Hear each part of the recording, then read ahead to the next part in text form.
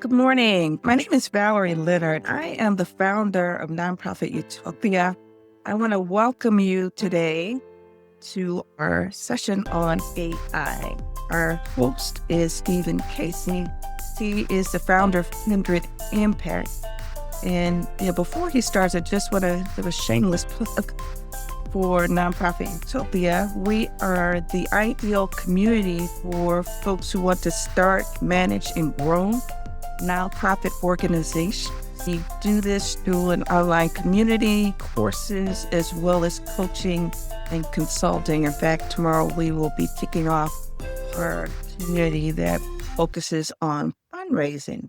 All right. And just so you know that we don't focus necessarily on one particular thing. We are an ecosystem for nonprofits and we focus on systems. And today's presentation is basically an extension of that focus on systems. Stephen Casey has significant experience in grants management and philanthropy.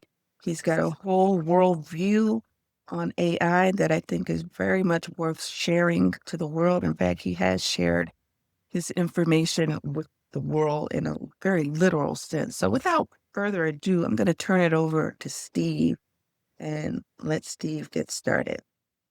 Good morning, everyone. Thank you, Valerie, for having me today. This is a topic that I think warms my heart in a variety of ways, but also I think is strategically timely as a result of all things going on, both in the nonprofit sector, but in the world in general, and the use or lack of use of what I consider to be these tools that, depending upon where you sit, you frame it as a tool of, oh my goodness, like what do you do with it, to a tool that you should be embracing. So that's where I wanted to kind of center us this morning in terms of what the possibilities of these tools can be, but also how we should be thinking about using them. So with that, I wanted to say again, good morning to everyone, but also kind of frame why we're here.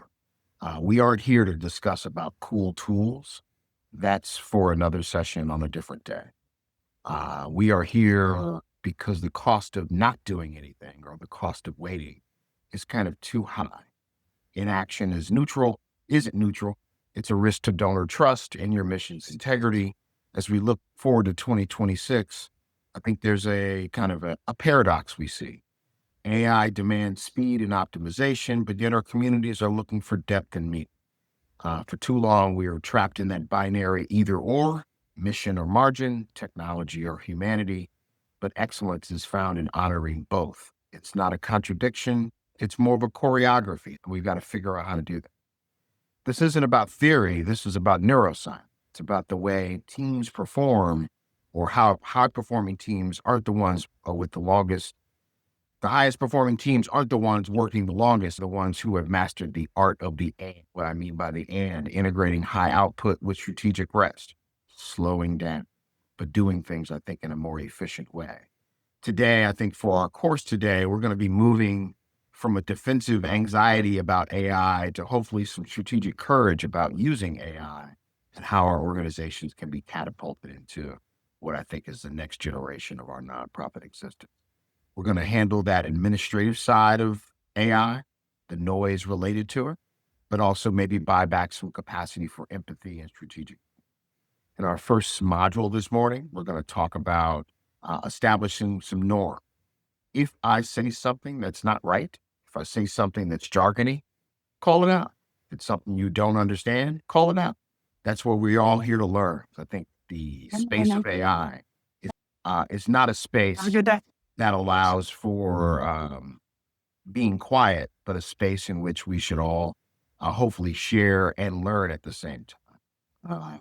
I would also say this not discussing it as an example or the use of it. I just want to kind of throw something into our conversation, why this kind of no jargon space matters. I was reading a story recently where a funder found that someone had used AI generated impact reports, but it was all fabricated data because nobody actually read the data. They just published a report. So in a very quick way, look at the trust that's broken because governance isn't a hurdle. It's the infrastructure toward trust. Our second module, I'm going to ask you to kind of take some time and do some reflection about what AI means to you. In a model later on this morning, we're going to talk about frameworks of our governance house and how the human touch is needed here based upon kind of three pillars of data stewardship, model accountability, and another tool called human in the loop. Get to those. But there's some things that are going to be very heady this morning. And I want to set that stage because I think in order for us to actually arrive past this anxiety stage, we've got to deal with the heady straight up and head on. So with that, no further ado, let's get into our presentation. Valerie, if you could make sure, I think Valerie has shared, or she's going to put in the chat, a document we're going to use as kind of our walking, living Bible. That in this case was given to you yesterday, but it's a PDF that I think will help us not just understand it as a roadmap as we look at the presentation, but working tools we'll use to our activity breakouts, but also a leave back for your homework in between this session and next session, but then also a document you'll have for later use as you get to implementing these tools inside of your organization, or at 3 o'clock in the morning when you're up thinking about AI and how to actually have that board conversation. There'll be a tool there to be able to help you. Without further ado, let me see if I can get back to my presentation here. Perfect. For those that don't know me, I'm Steve Casey. I'm a strategic philanthropic strategist, if you will, or a systems thinker.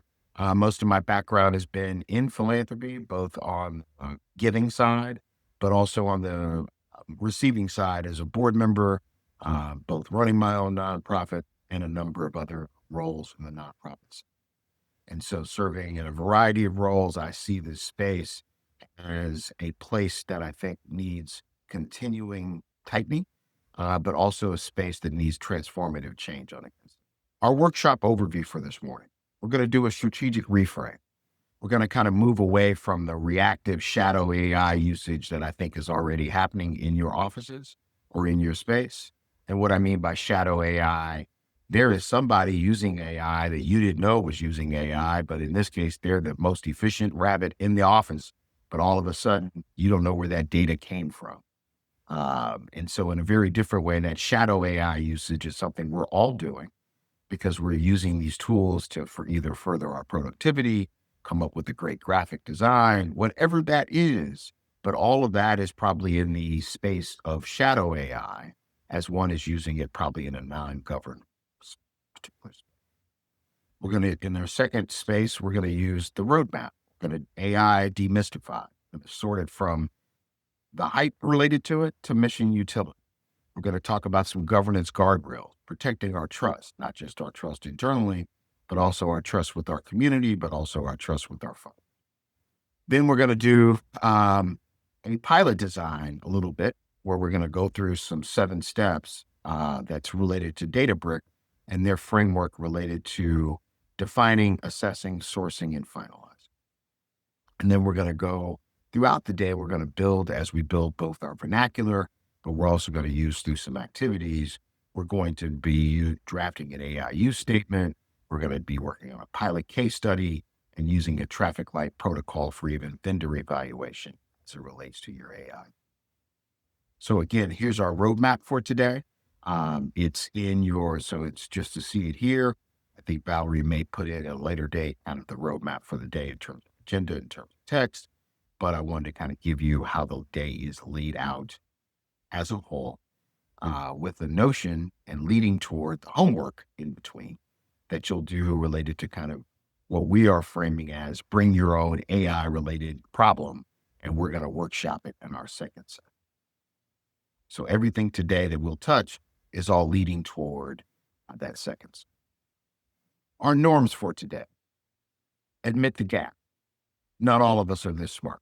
Not all of us know everything about this tool, especially because the tool is moving at a rapid pace in space. Not all of us have adopted it in the office. Some of us are ahead, some of us are behind. Some of us have only used these tools personally, not professionally.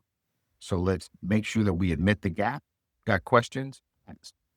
It's safe to be messy. We're here to talk about digital debt and tech inefficiencies. Let's share what's shared here, no matter what it means to you. Let's make sure that it stays here. And this is a good protected space in which we can all kind of be exploratory in our learning, but not embarrassed because we asked the question or know that. Let's prioritize mission over hype. Understand there's always going to be a new, shiny new tool. There's tools coming out every day. And in a very different way, that's part of the problem is that it's at a breakneck speed. So how do you judge and use those tools? So let's prioritize mission again over that. So our goal for today is creating a safety rail for innovation, not a wall against this thing called.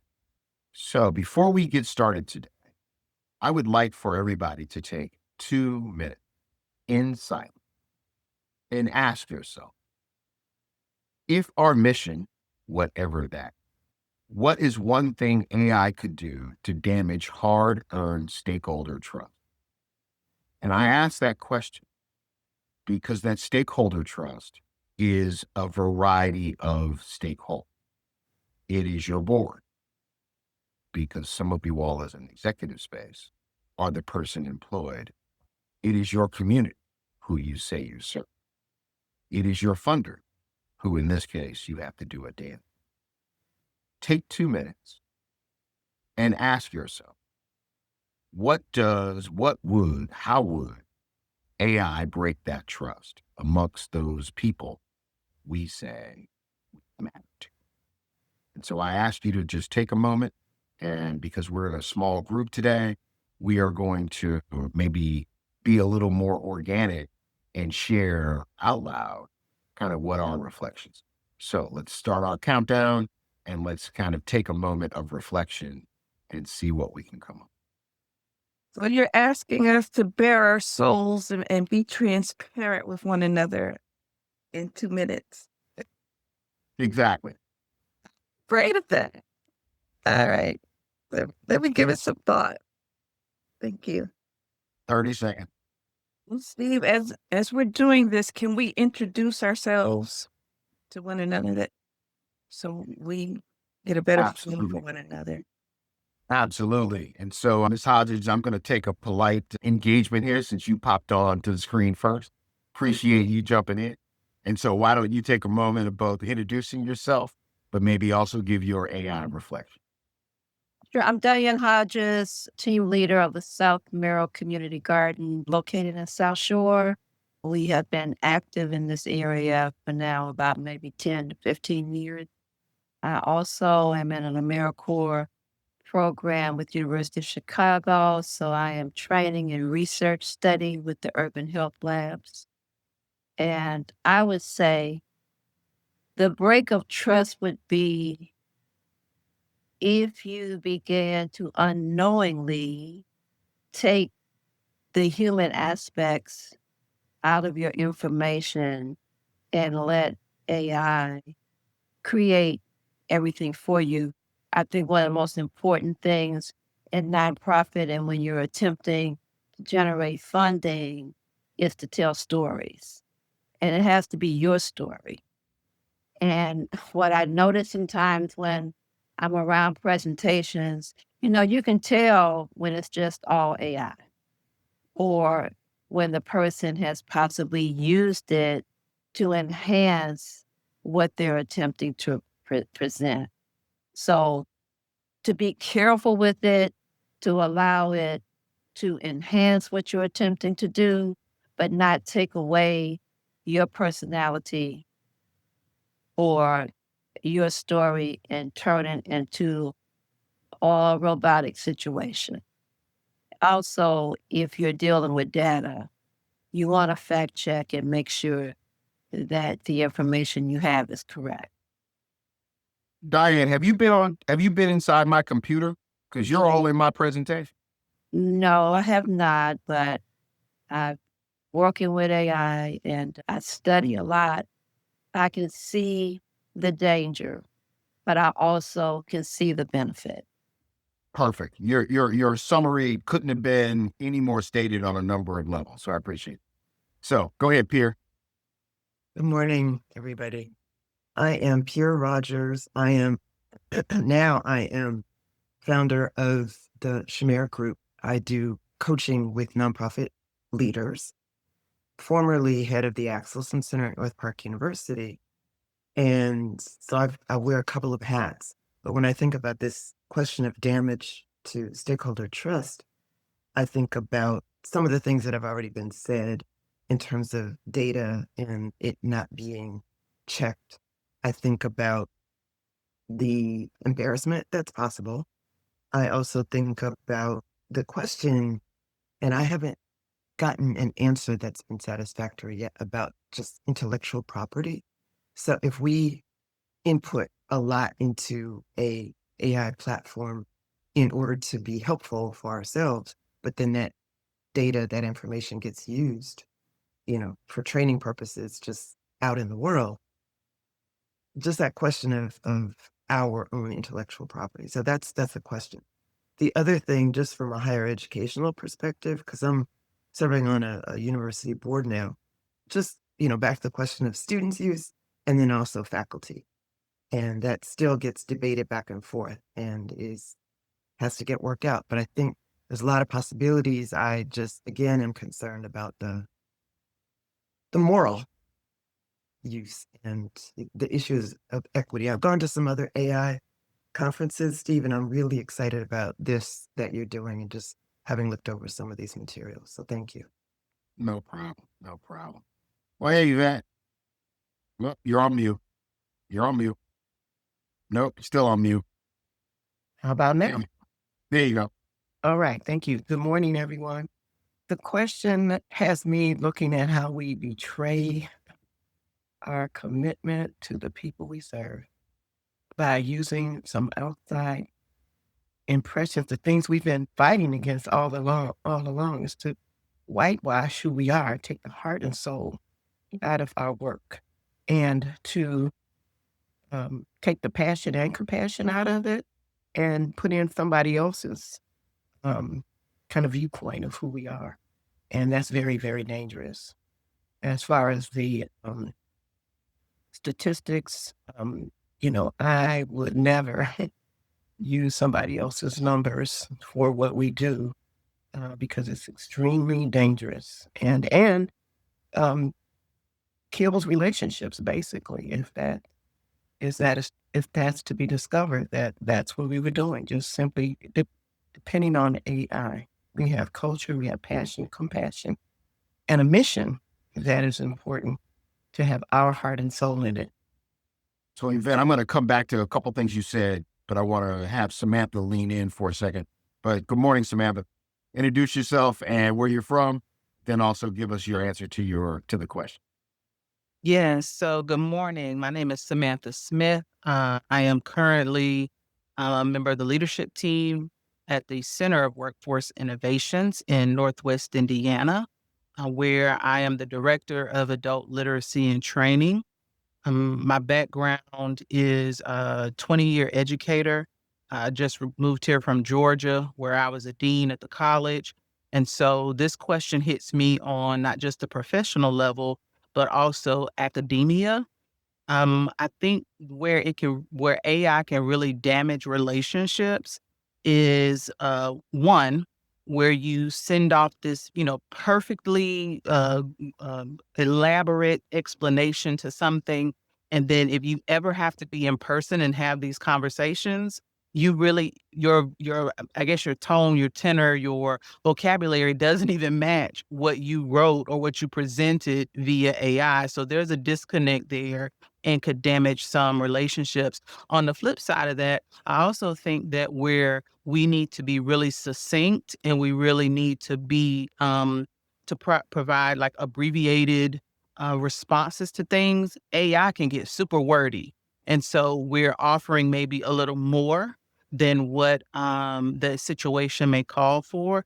And much like Ms. Rogers, when you're talking about academia and education, you have to look at the morality behind it. Like what are we telling students to do? How are we asking students to navigate that?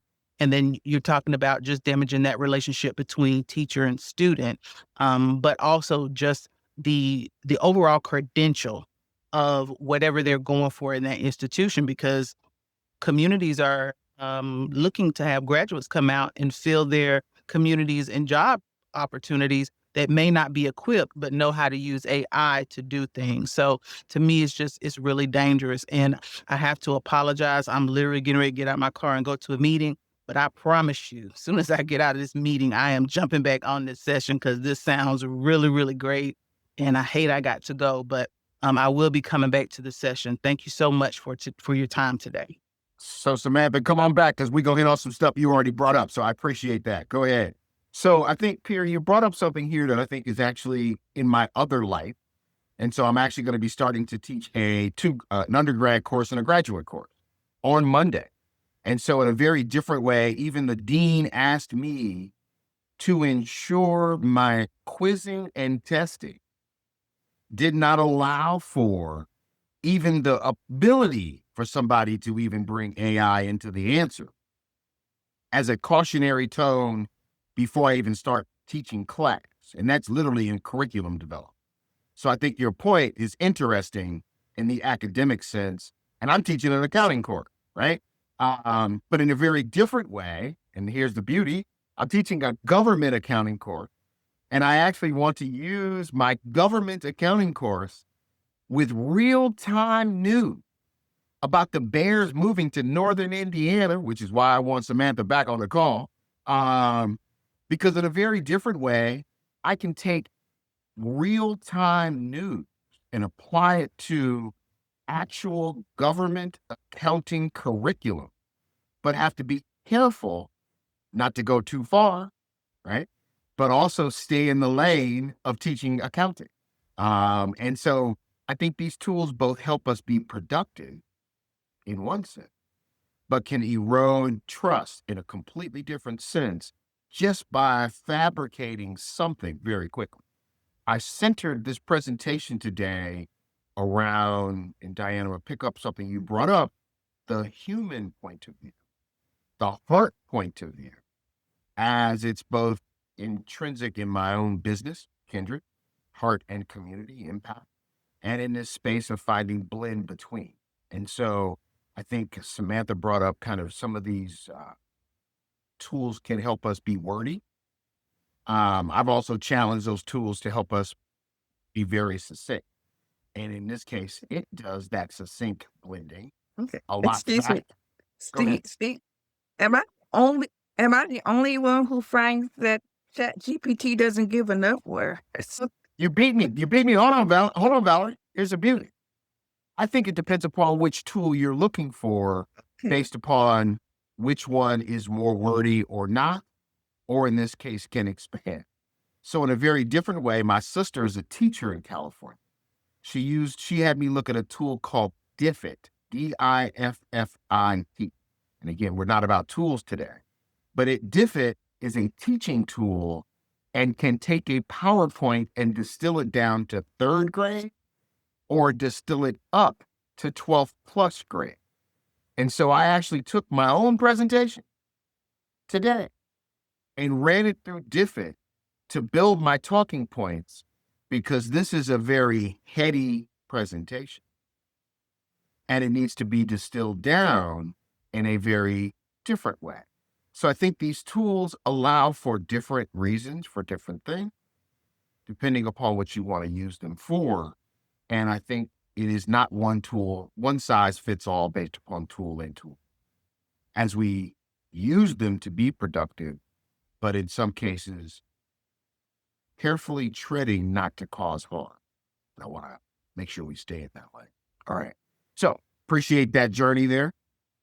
Let me get back to my slide deck. Hold on. Our objectives for today, again, shared language, the heart.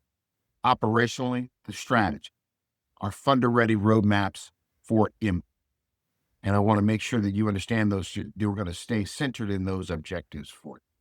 Our first module today is kind of the strategic exposure. Non-management of this is not a strategy. It's actually a liability.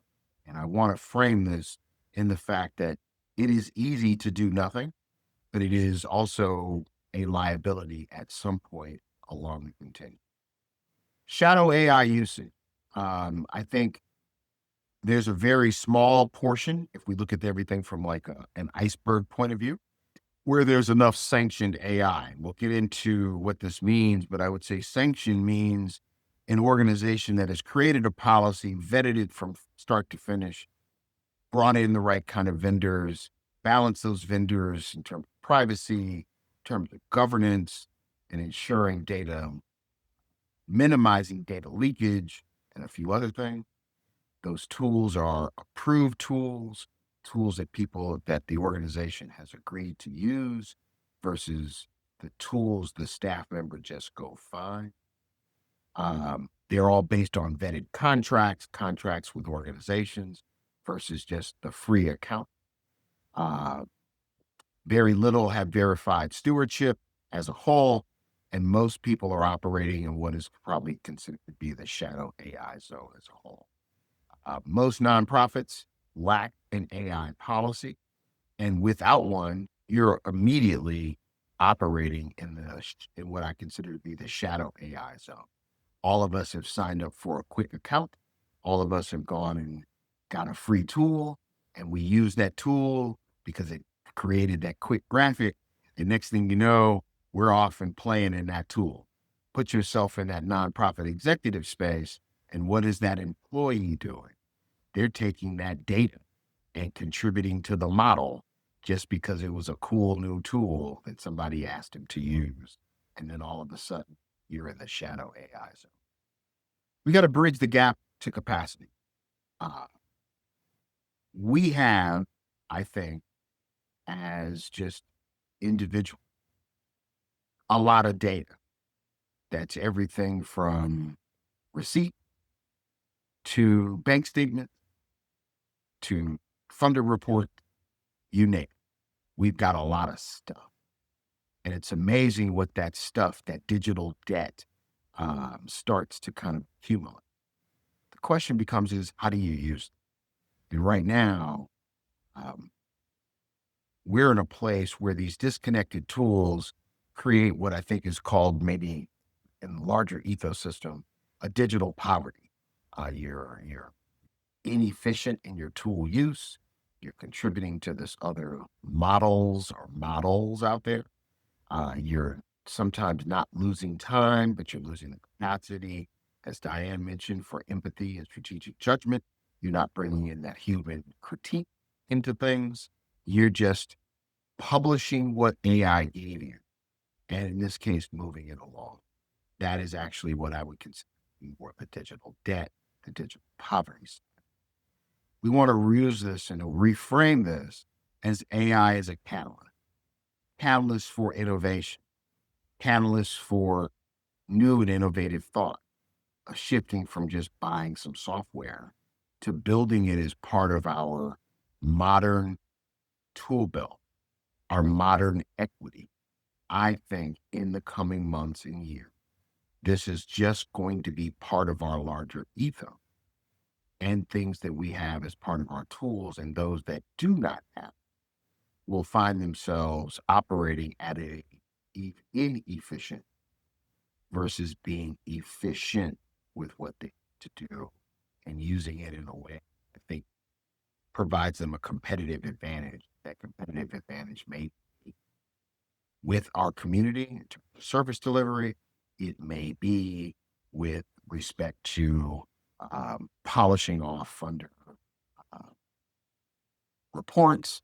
It may be even being efficient in terms of creating or AI should not just write your report. AI should be your strategic critiquer a very different way. And so I'll just take a quick pause here because I think this is an interesting one, and I want to use this as it relates to Valerie, your tool use, but also what the tools do differently. So I had been building my conceptual framework for this presentation using AI. A tool, I won't say which tool, loved the presentation and framework. I took that same document and gave it to another tool, and it ripped it to shreds like your teacher did in the 8th grade because it said it did not flow.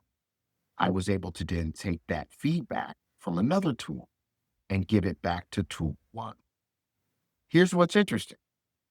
I let a friend take the presentation, and they used it through a third tool that actually said, great presentation, great flow, but you're missing connectors. And here is the recommended changes you need to make to ensure flow without changing any of your slides. Do you think my first tool told me that? No. Do you think the second tool told me that? No. So each of these tools have their very different reason and outputs depending upon. So I think it's incumbent to think about the tool, but also how they actually work and what they work for. So I want to mention that only because I think this can be empowering because it actually can make things be more efficient. Ultimately, I took that feedback from the third tool and overlaid that against my talking points to make sure I covered all of that because it gave me structured feedback without actually changing it. So it can be used for good. It's just a matter of how you frame it. All right. We are going to get into probably what is our first area of, did I go too far? Hold on. All right. We're going to get into what I consider to be the first learning journey related to AI. There are 3 forms of AI that exist today that I think in some cases we don't know them as titles, but we use them interchangeably because we don't know the difference. One of them, the first one, which is probably the largest, is predictive AI. It leverages data to foresee trends and outcomes for strategic planning, predicts donor churn and resource allocation, kind of where we're at or have been to date. As we move to generative AI, which is part of our, what I would say is part of our cool tool selection today. There's a lot of things that generate great images, they string together videos, they're doing productive activity, generative in very different ways. And I believe they are very good to some extent at first thought. At first thought. I want to peg that because I don't think they do well long term because I think they start to hallucinate. And in some cases, they don't stay on track, but they're great at generating first thought.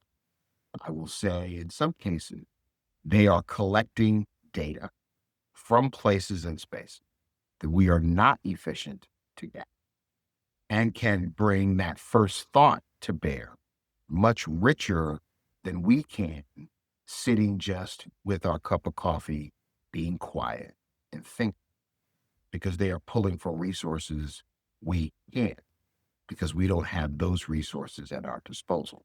And what I mean by that is it's using the internet and in some cases pulling ideas from places we can't physically be, but also can't learn from. And so in that first thought generation, it does really, really well. Now, we are moving toward what is called agentic.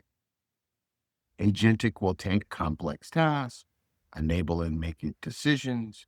This is where AI is starting to think and think on our behalf.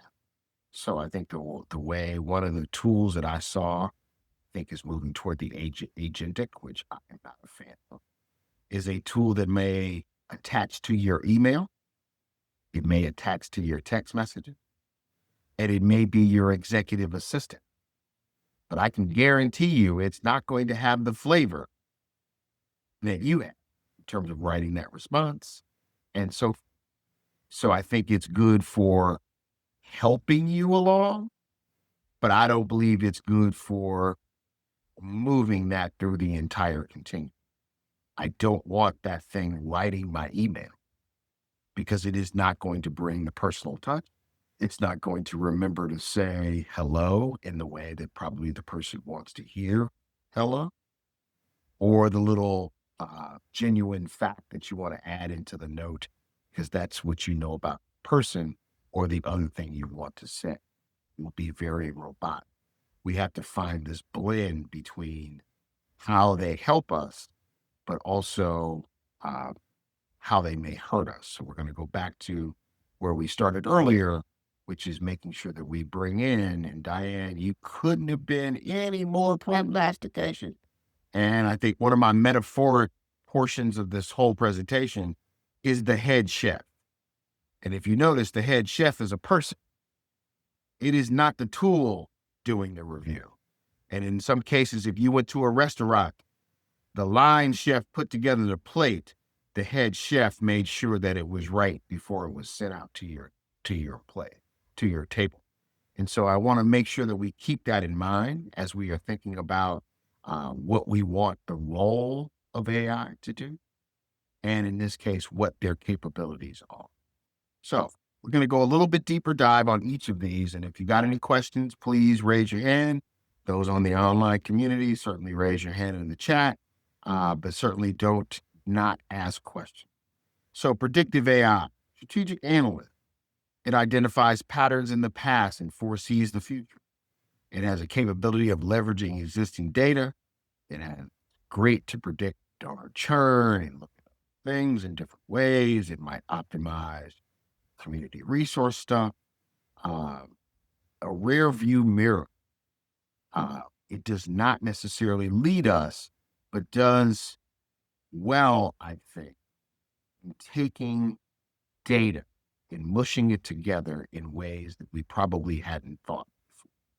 And so I would say predictive AI is where a tool that we need to think about of taking disparate amounts of data that we cannot humanly quickly do, and in this case, but allowing these tools to do it. So I want to take a quick sidebar. I used to work internationally and worked for a climate change organization. We had to go and review 40-page proposals. 3 years ago, we had someone human go through all of those proposals and write up summary. We found that her human review, other humans didn't like because it was slanted with her view. We had another gentleman the next year who said he would do the review. And I said, you won't do the review because that means we're introducing another human into the process. I actually leveraged AI to take our theory of change, our scoring rubric, the proposal guideline, and a PowerPoint template. But I did not feed it to ChatGPT because we didn't want our data externally exposed.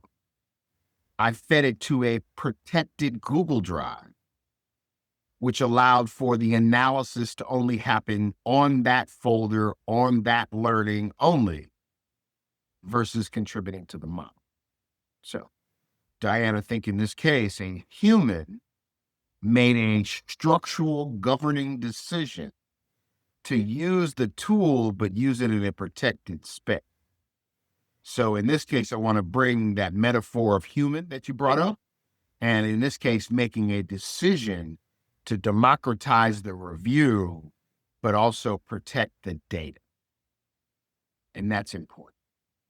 So predictive AI identifies patterns, buys back strategic planning time, and is only reliable on the integrity of your data. So if you don't have good data, you're not going to get good outcomes on them. Let's move now toward generative AI. Again, generative AI is your strategic drafter. Golden rule here, processing natural language patterns to generate strategy drafts. It does that fantastic. It will now synthesize and bring some great language in, but I think either as Pierre or someone mentioned earlier, it does not have authenticity to it in most cases. Hey, Crystal, how are you? What's your question? Go ahead. I'm doing good. So are you saying that Google Drive, I can feed something to Google Drive? Hold on. Hold on. So I used a tool that only did analysis using the Google Drive only, Okay. but it did not go out and use the internet as part of its analysis. So this tool that I use, Another AI, another AI, okay. And you right? fed that to the okay. And that tool specifically said, give me a protected folder and I will look only in that folder to do my analysis. And its way of doing it was using a Google Drive folder. Okay. And the tool is Sana AI, SANA .ai. And so Sana AI is like Otter or some of the meeting planning tools. But the beauty of Sana is it says my repository can be the internet or it can be your Google Drive only. You tell me and I'll do analysis only in that Google Drive. Oh. So and I'm that. Sana does that. Gotcha. Okay. So I want to really hedge on this because we are all suckers to marketing. ChatGPT has got a big budget on marketing, but there's a bunch of other tools that do a bunch of other things. Okay. And I want to really help us ask ourselves, what are we trying to do? And what tool serves that purpose? Okay. And not what tool is the tool du jour. Correct. That was SANI? SANA.ai. Give me 30 seconds. Give me 2 seconds. Hold on. I got it. No, I'm going to go out to make sure it's the right tool. Give me 2 seconds. Okay. Hold on.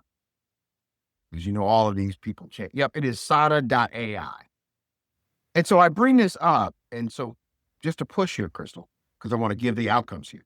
So we were able to take, again, scoring rubric, theory of change, a 1-page PowerPoint ultimate template, and ask AI a set of structured questions, take these proposals, review this proposal, score it against the criteria, score it against the theory of change, and distill that 40-page proposal down to a 500-page summary, 500-word summary, and make that consistent against all 40 proposals.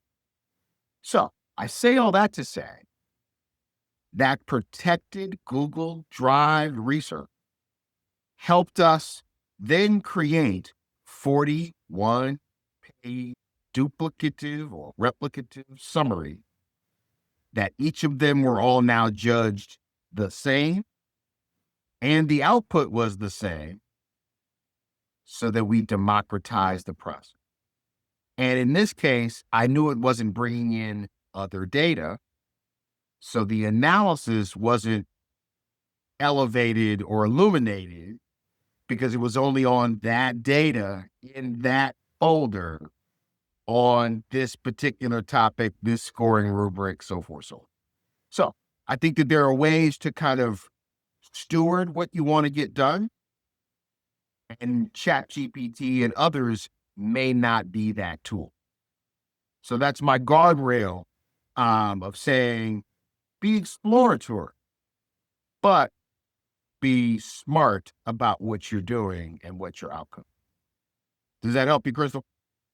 Yes, it did. And that's so Sana AI, and then I ask it to put it in look it up in a protective Google Drive. Okay, got it. Thank you. And so I bring this up because I'll use a national company here, and I'm not trying to give a sales job, but they have a AI tool. They're called Resilia, SRESILA. I believe they have a tool they're selling to the nonprofit and foundation community to look at and use only your data, but they overlay it with a governance policy, ensuring that they're not going out to the internet but that also people aren't using your data for bad as they're doing analysis with it. So we're going to get back to that in a little bit as we go a little bit further, but I wanted to bring this up now only because your question, Crystal, I think brings up one, different tools for different reasons, but also we get into kind of commercial tools that already have these guardrails built in. So generative AI, as we go back, is your brilliant first drafter. It's never, ever your final editor per se, because the human should be the final. It should not be this machine. You may give it parameters to review, but the last word should be a human. The next space where we're headed in terms of AI usage is around agentic AI. Agentic AI is your strategic coordinator. It's doing multi-steps. It's actually looking at patterns in a very different way. And in this case, is able to kind of be a little bit more standing in for small decisions, but it does not replace the human in the process. So it may automate some workflow. So let me just I have a friend who's a CFO for a nonprofit, and he's got to do a ton of journal entries in his accounting every month. He wanted to write a script where AI would do those manual journal entries every month based upon his payroll accruals. Well, that's a great way to use AI because now it's giving him back physical time and you can program it to do an offsetting accounting entry. Somebody still needs to review that until we know that it is absolutely 152% foolproof. Somebody still needs to do that. But it does take the basic, it does buy some time. So agentic AI serves the mission, but it does not steer the mission. Might be my way. All right, let me make sure we're out on time. Perfect. We are moving along. We have gotten through agent. Any questions? No, I think that it's good to know, and that's what I kind of was thinking about as far as with the AI. It is a great support, but you got to go back in it and add your own touch. And I did have some thoughts about how this thing would help with emails, but that may come quick later on in your classes or your sessions or something. So we don't have to dwell on that now, but that was the thing. I said, how's this thing going to do my emails? So, but we'll. You know what, Crystal? So what's interesting is I'm actually not interested to know how it's going to do my email because in most cases, you need to look at your own emails. I need to look at my own email. I'm paying for the woman's right out of my mouth, right? Yeah. I need to look at my own email. Yeah. But in most cases, I may use it to do that initial drafting because I might give it 7 topics that I wanted to mush faster than I can mush them, but I still need to look at it. Yeah, the speed will help. Yeah. The speed will help. So I want to maybe calibrate that, right? Is the fact that, it has its role, but it is not going to be the end all be all. And I think this is where, and I'm young enough to say this because I went to school in the 80s. I'm in that microwave generation, right? We want to just hit the button 30 seconds to get something warm. That ain't the way this needs to work. This has to have so forth.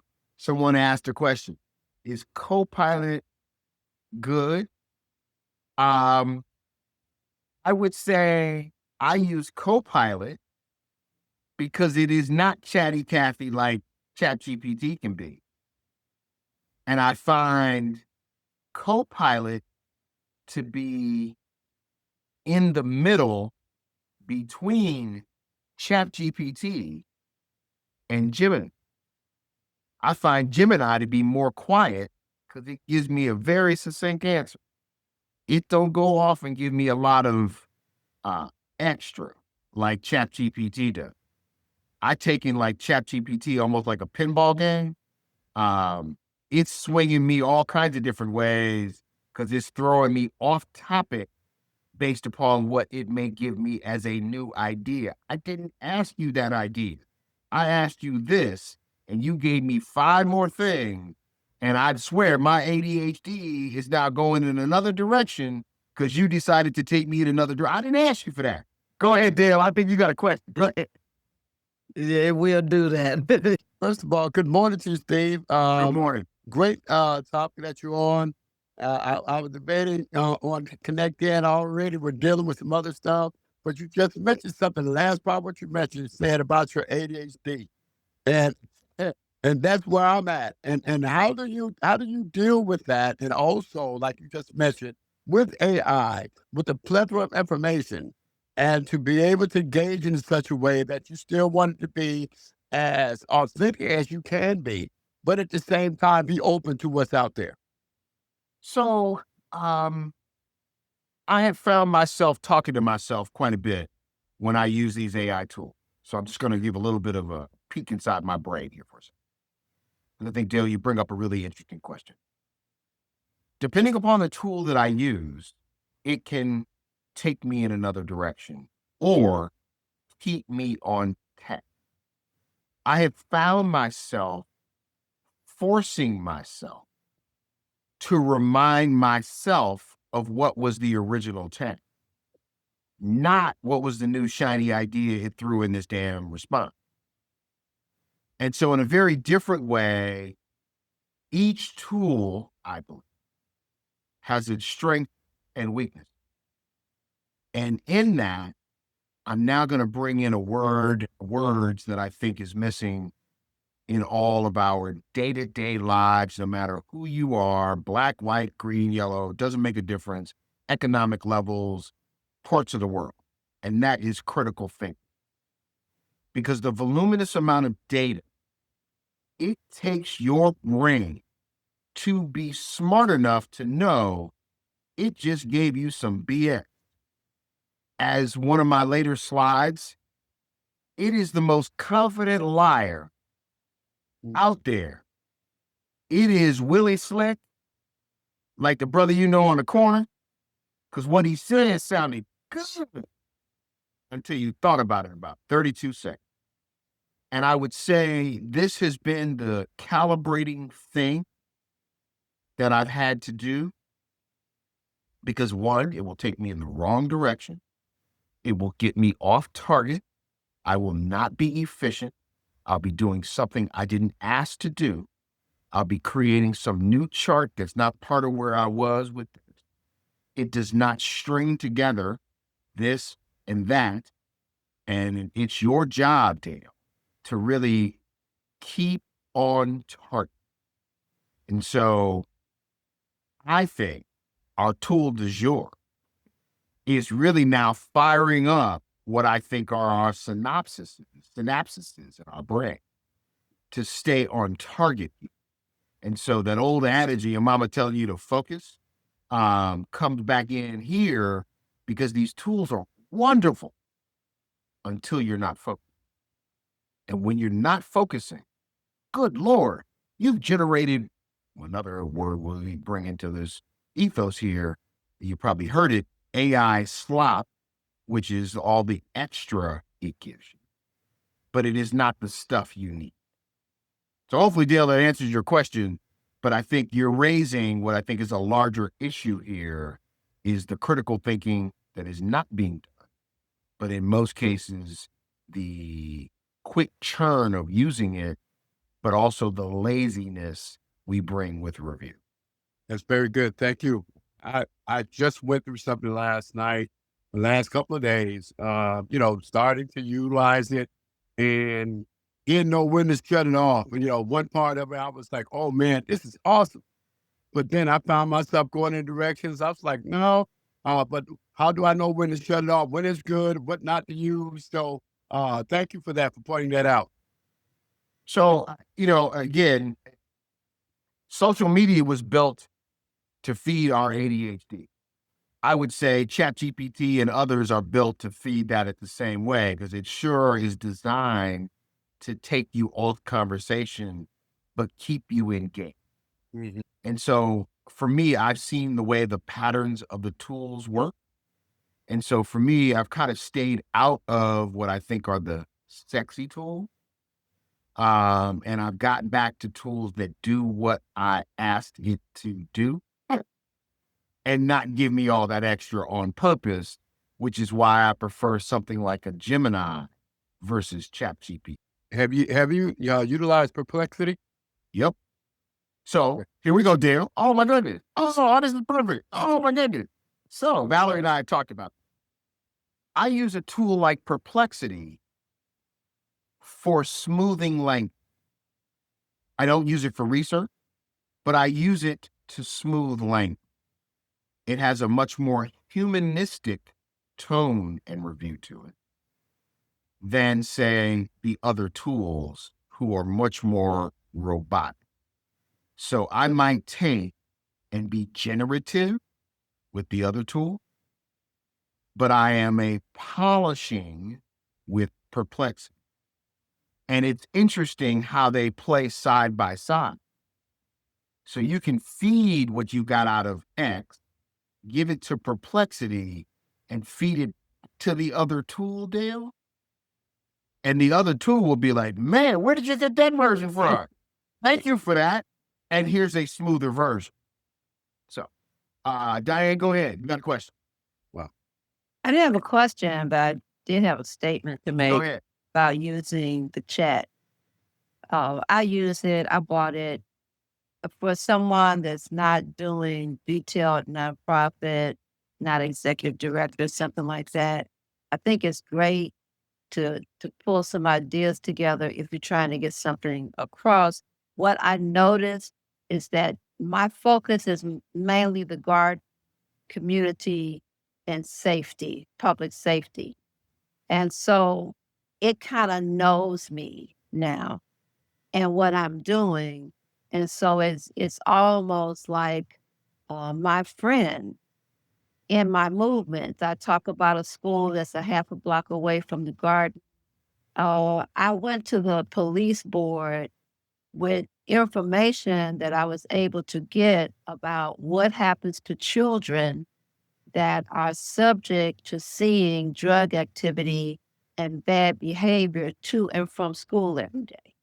Mm. And it gave me all these great points of what happens all the way to if if this type of behavior persists, by the time they're adolescent, they will more than likely be copying and doing some of these bad behaviors. So you're, wow, Diane, you all up in my, yeah, you about to be on my desktop. You're all in my computer. Yeah. No. So here's the beauty. I think you bring up a really good point. So I use ChatGPT. I also Gemini, because they both have, I think it's in ChatGPT, they're called projects, and in Gemini, they're called Gem.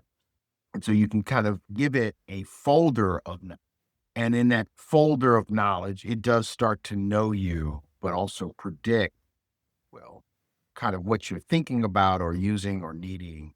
And so I have several of those folders that I've created for specific topics that allow me to drill specifically on that topic in that folder based upon what I gave it. So those things are really, really helpful. But again, I think it's an interesting one. And maybe I want to maybe juxtapose, Diane, your use. I think you framed it from the standpoint, not as the executive director, but using it personal, right? And so if we shift gears, I think this is our duality. Our duality is the fact that we're an individual. The other side to it is we represent these organizations, and we have to think about what we're doing as an individual and what it means as an organization. So in this generative state as an individual, how do you protect that data, but also not inflate that data as you're then producing it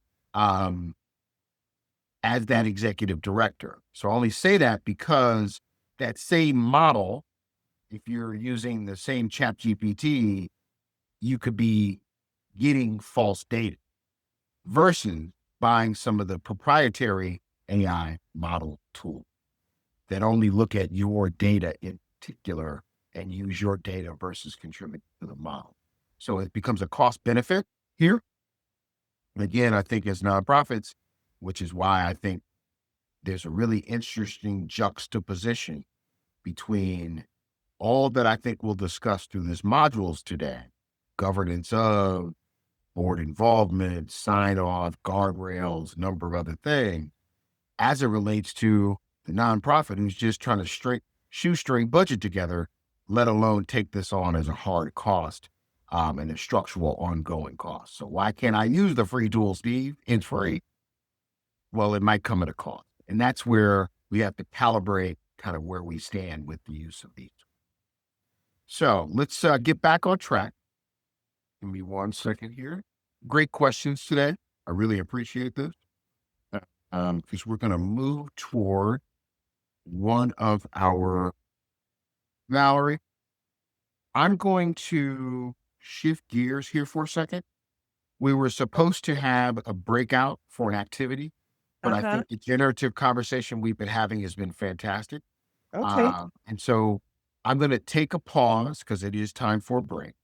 And what we'll do, I'll recalibrate when we return, and we'll figure out how we'll either do the exercise or refer to the exercise, but we'll get back on kind of track, if you will. So let's take a quick 10-minute break. And then I will get back on track in 10 minutes. I'll go get my coffee right quick. There you go. There you Right go. on time. All right. We've got about 1 minute before we return. All right. Welcome back, everybody. Hopefully you had a great bio break. All right. So we're going to, before we get into an activity, I wanted to just make sure that we cover what I think are a couple last minute pieces of building what I consider just be our tool belt. Again, Diane was fantastic earlier when she led in with where's the human portion in this. And the human is a necessity. Where AI fails the mission is it can't guarantee where it gets its data from. This creates a risk for you, a risk in the fact that you create something, but in some cases it's not technically sound. It does not necessarily follow the legal or even the financial fiduciary responsibility. This is why there's a human need here. It can inflate data and will inflate data. The bias boundary. It has a bias because you don't know from where it came. And you don't know from whom it was fed and for what reason. And in most cases, because it was fed and fed for a reason you can't control, it has a little bit of a bias. I philosophically, for some tools, have purposefully never fed it any demographic background about who I am. I do not necessarily tell it that I'm a Black man. I don't tell it I live in 60621. I don't tell it that I got 2 degrees. I try to ensure that I give it the data I'm looking for so that we stay in, I think, what is the most equitable, balanced space versus allowing its prejudice to kind of come to bear. I think I've seen when I've tried to play having it generate an image, it's an interesting bias that it did. So I'm born and raised in California, and I've got a bunch of friends last year who live in Detroit, and I decided to make an image for me of gang member who is referred to as a Crip. And I wanted a Crip to be Crip walking on a Detroit Lions helmet as a way to joke. And the skewed image that it created of a Black gang member Crip walking on a Detroit Lions helmet was interesting. Some of them I would not share. One of them was funny enough to share, but I also saw how quickly it produced bias in producing an image. So it exists. The empathy, it's got a trust problem. We talked about it creating your language for your emails or taking over as an automated thing, generating a report. It does not have a moral compass.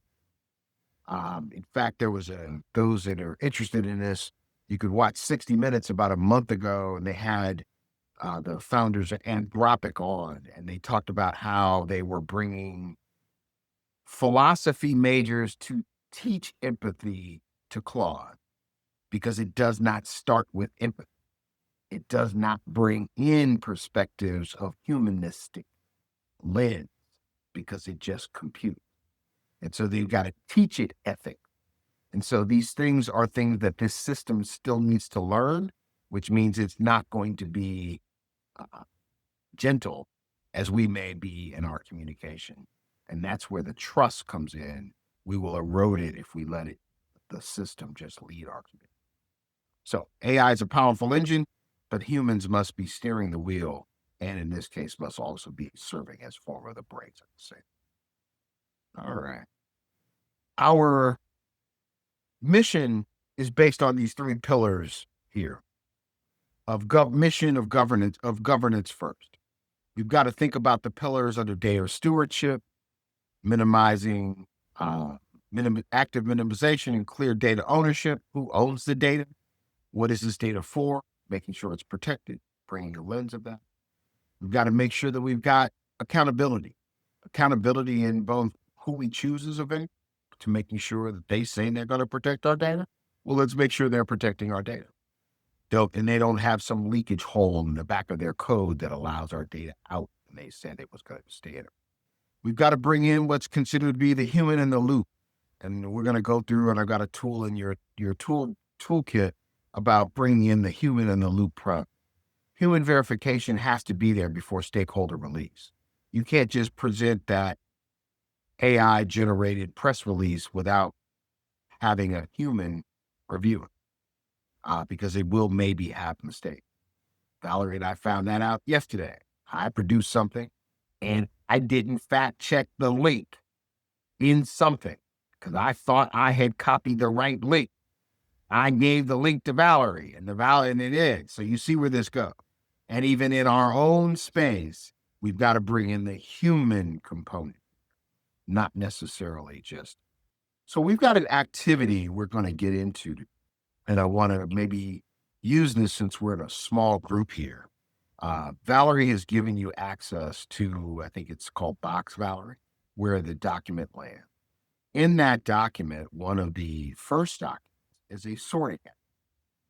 And instead of doing this in a group sense, we were looking for a larger group.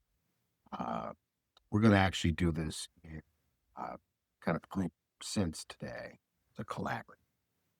Sorry, I was checking out Diane's question. Could be your ask. I'll let that. All right. So do we need to open up another thing so we can open up that document? Yeah. Okay. Yep. So thank you. You beat me to it. So however you get to the document, I'd like you to open it up. And in this case, it's going to be a document you're going to keep. But I wanted you to have the document, but also know how to use it. Let me know if anybody's having trouble opening it, but also in this case, finding the specifics ready. Yes, Yvette, go ahead. What you got? You can feel free to leave me behind. No. Hey, no participant left behind. Let's figure that out. Okay. So that it was an attachment because I saw. So go to the chat. Okay. And in the chat, Valerie put a link to. And I opened that. Okay, I got that. Yep. That looks like the same thing. Okay. Yeah, it's the same thing that was emailed.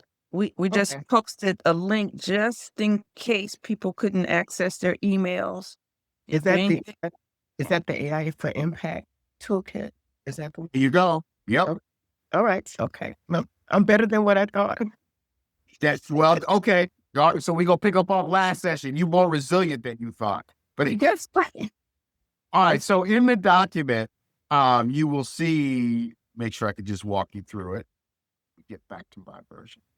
Oh, I closed it. Now you're acting like me. Yeah, exactly. No, I opened it up and then I closed it. So, yes. So the AI for Impact Toolkit, the document itself, just to walk you through, it was designed as a leave back for you. You can see that it has bookmarks. Those bookmarks are for you to quickly get to a particular document. And the document we're going to go to for our exercise today is going to be the sorting worksheet. The sorting worksheet was designed to help us use the learnings that we just went through, which are kind of applying the concepts of generative, predictive, and agentic AI to a couple of scenarios. Anybody having trouble getting to the document? Is that what's on page 6?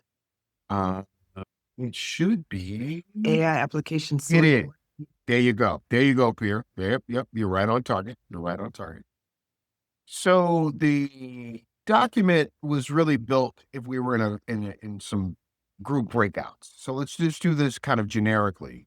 And we're going to I'll use the example and then, Oh, here I I'm a- found it. You know, Miss Valerie just sent about 3 or 4 different links. I found it. Thank you. you found it? Okay. Yes, All ma'am. right. Got it. Everybody got it? I just want to make sure everybody got it. No problem. Perfect. Okay. So I'm going to use the example and I'm going to walk through it. And then I'd like somebody to pick up number 1 and we're going to answer it together as a collective. So, it's set up so that you look at the use case. Use case for the example is drafting personalized donor thank you note. Which tool, AI, is good for that? Generative. Why? Because it can kind of generate those first drafts, understanding your mission, which may save some time.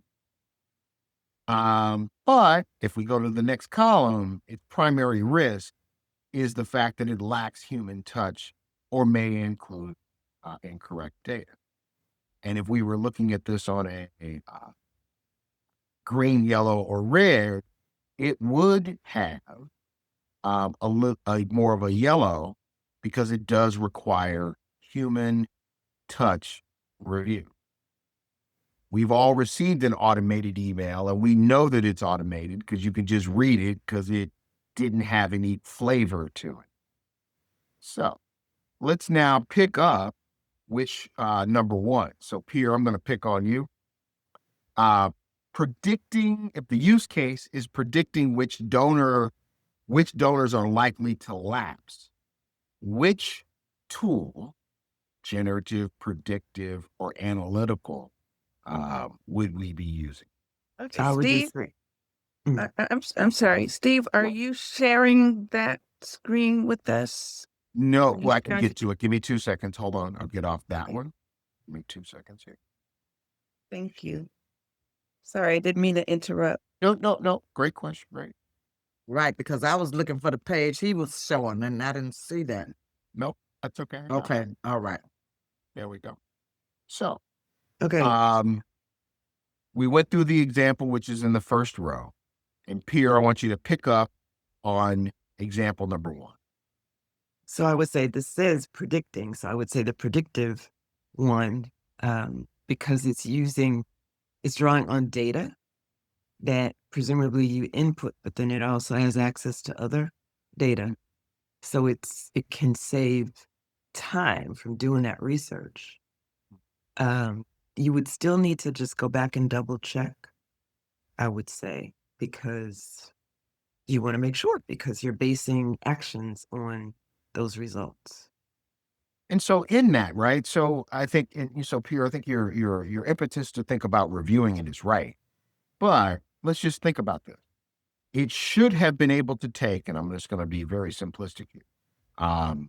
X donor over the last 5 years gave $5. Okay.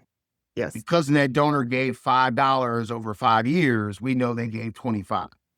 It should be able to predict that he's going to give us $5 in year 6. We need a human we should be able to rely on its calculation, right? because it's basing it off of what I would consider to be good structured data. Okay, Steve, Yes, ma'am. can you do us a favor? For each number, can you kind of scroll so that it's over your head so that we can read? Oh, got it. Is that better? I was using that. Remember we were playing with that earlier. Hold on. Yeah, I love this look. This is a beautiful backdrop. I can't see the backdrop, so that's the problem. I can't see it, but in this case, I like the way it displays. Okay, perfect. Okay, yeah. So now numbers 1, 2, and 3 are over your head. You are over number 4. Got it. Then I'll just stay there for a second. Okay. Okay. So you can see here where it's predicting because it's using good structured data, right? Now, I think it still requires some human oversight, as you said. And I would not send an automated email out based on that calculation, right? Okay. Because it still needs a human touch to it. But we should be able to rely on its ability to do some calculation because it can do that faster than you and I can and do it in an organized way. Right. And so this is where can predict because it's based off structured data. Okay. So it can do that a lot faster than say your development person can, but it also saves that development person time from doing that, especially if there's a large body of donors. So we can go down that example, but I wanted to kind of help us think through it just a little bit.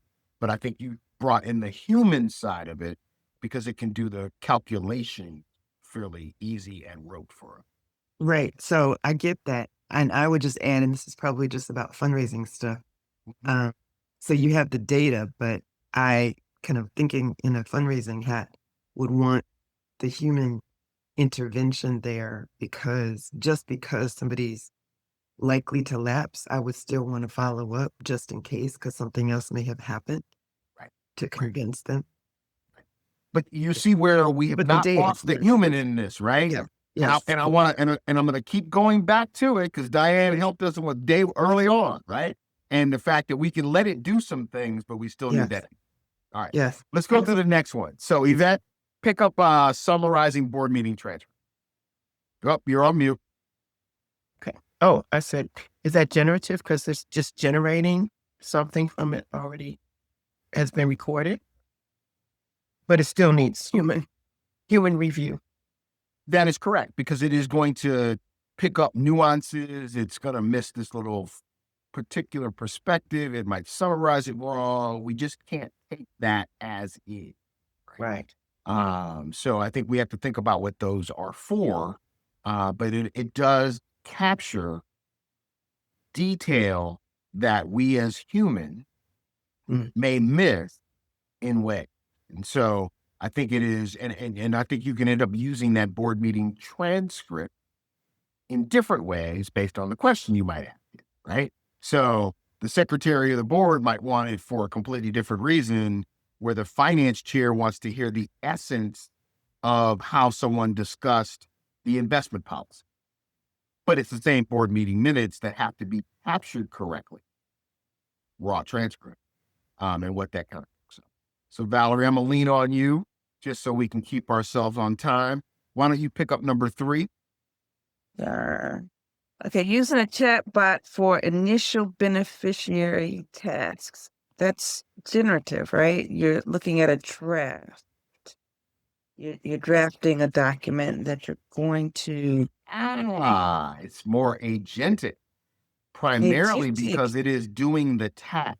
So we've all I'm using a chat box. Okay, Jack. Okay, got it. So we've all gone on some website and you go to the chat and it tells you, oh, go to this link to get that document. Go to this because it knows how to take that portion out of need here. So I think as I was talking to someone, they talked about in the financial industry, how what is going to be a missing job in the financial industry is the fact that they don't need a low-level employee to kind of now send a document to somebody, because the AI chatbot can directly pick up what document you need and send it to you. So therefore, there will be less of a need of a human, because it will get them the right document. Let me see your question here, Peter. You had concerns about its use. If you use an AI tool for transcription, that could mean minutes are out there. So I think it depends upon how the minutes are both produced, what tools are being used to produce them, and in this case, where it's being contributed to. So let's play your scenario up here. Board meetings minutes we'll just use Read AI, Otter, whichever one. And it produced it and it downloaded. But let's say, like I've been a guest at a meeting, because I was a guest and I wasn't in the protected circle, it sent me a copy. Well, now that copy's in my email. Let's say I took that board meeting minute and I decided personally just to upload it to ChatGPT. In general, what started off as protected now ain't protected that quickly, just because the summarization is shared by the tool. That's just a working right off my just looking at your node, I'm seeing how that can turn. And because you don't know what that external guest is doing with that external summary and doing and so forth. So the protected room all of a sudden is now contributing to the language.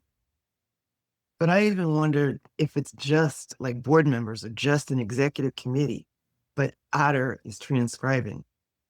Right. How protected does it stay? Even if it doesn't go to anybody outside, just that Otter has it.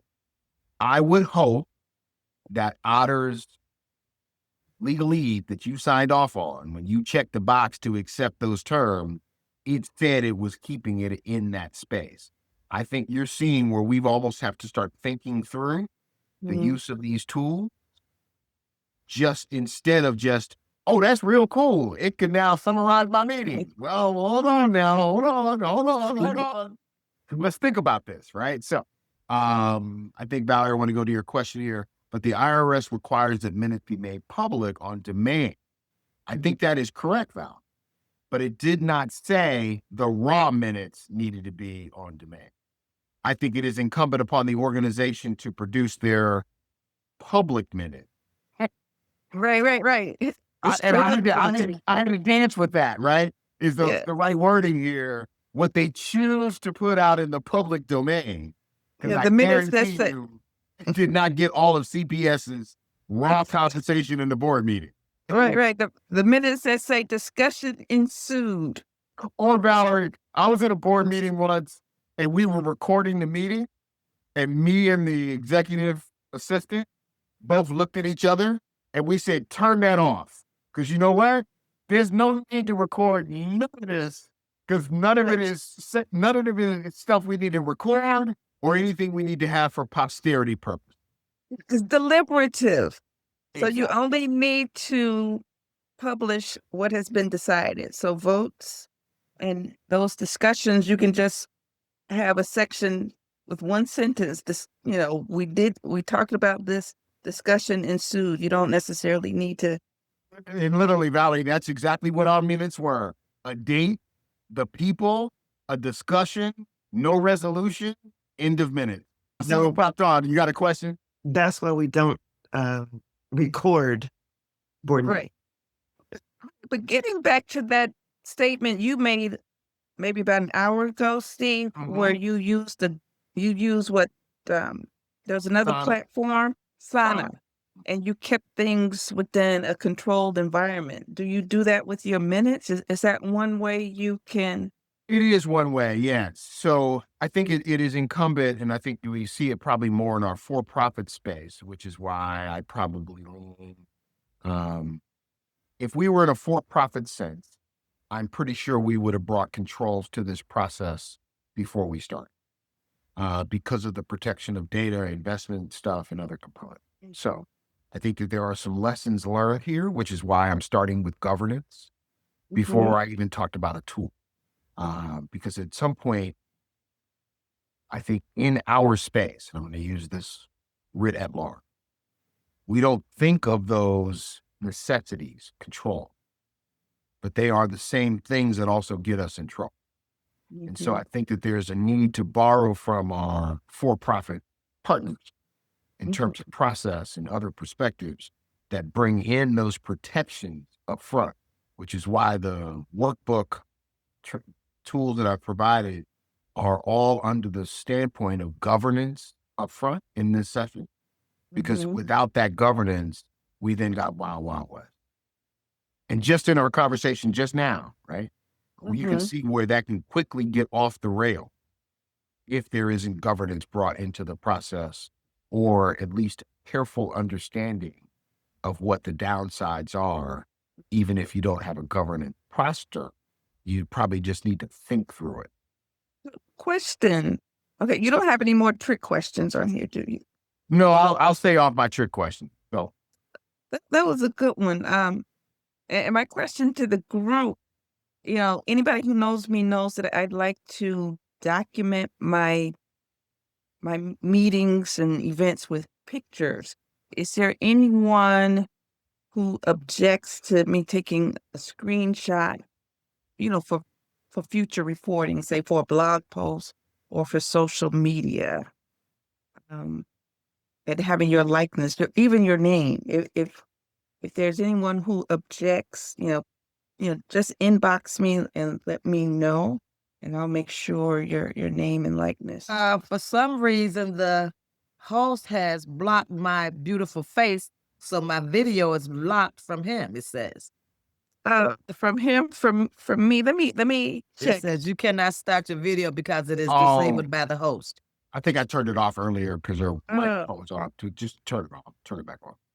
Oh, right. Because it was showing your empty chair during breaks. Right. Yeah, that was break. There's some background noise. We got you. Hold on. I think I can do it, Valerie. Okay, now we can see your beautiful face as you sit on your beautiful throne. You have beautiful furniture. Thank you. You got real furniture. Right, that's it. Okay. Thank you. Okay, we back on track. Okay, let's keep rolling. So Dale, did you have a question, Dale? No, not this moment. I'm just getting everything in right now. I was looking over at number 4 and wanted to connect in with that too. All right, hold on. Let me go back to number 4. Give me a second here. Why don't you go ahead and start, Dale? I'm going to put it up on the screen. Okay. Generating social media images for a campaign. And I put in that images tell pictures. First I mentioned in first box is generative. And then the images tell pictures and stories. But what's that third box? The primary risk. The bias could be that the images could also be untruthful. And then also imagery, as was mentioned earlier, it could be that, but not integrity conscious. We could put something to replace, but it might not really be what it really is. Yeah, so you almost have to look in the images that are created by these tools, because in some cases it does have its own version of hallucination. That's the word I'll generically lose here. And I think it's, again, the human need to look over what I think is its output to match what you think it needs to be. So, again, I play with some images every blue moon. I went to Howard University background, and I asked it to go create for me an image using the Howard bison. Now, first of all, a bison is a big animal. You can see where a little bias will take that image in the wrong direction real quick when you put in black bison image, create, blah, blah, blah, blah. So I say that to say that bias, that imagery, you've got to be careful with it as we then have it to portray our community or when it looks like. Sometimes it nails it. Sometimes it gets it really, really wrong. And we've got to be careful about that. And it's both the wording, the imagery, and so on. So there's a human need, we're going to keep going back to it, right? Not just to take the output and publish it, because in some cases it has a downside. Something that I find too, using Chat GPT, sometimes it starts from scratch. We may have had a discussion, quote unquote, and settled a matter, and then I ask it to recall it. And the very same thing that we just talked about, it casts a new frame on it. So you have to train, at least Chat GPT, have to train it to build upon what you started rather than start from scratch every time.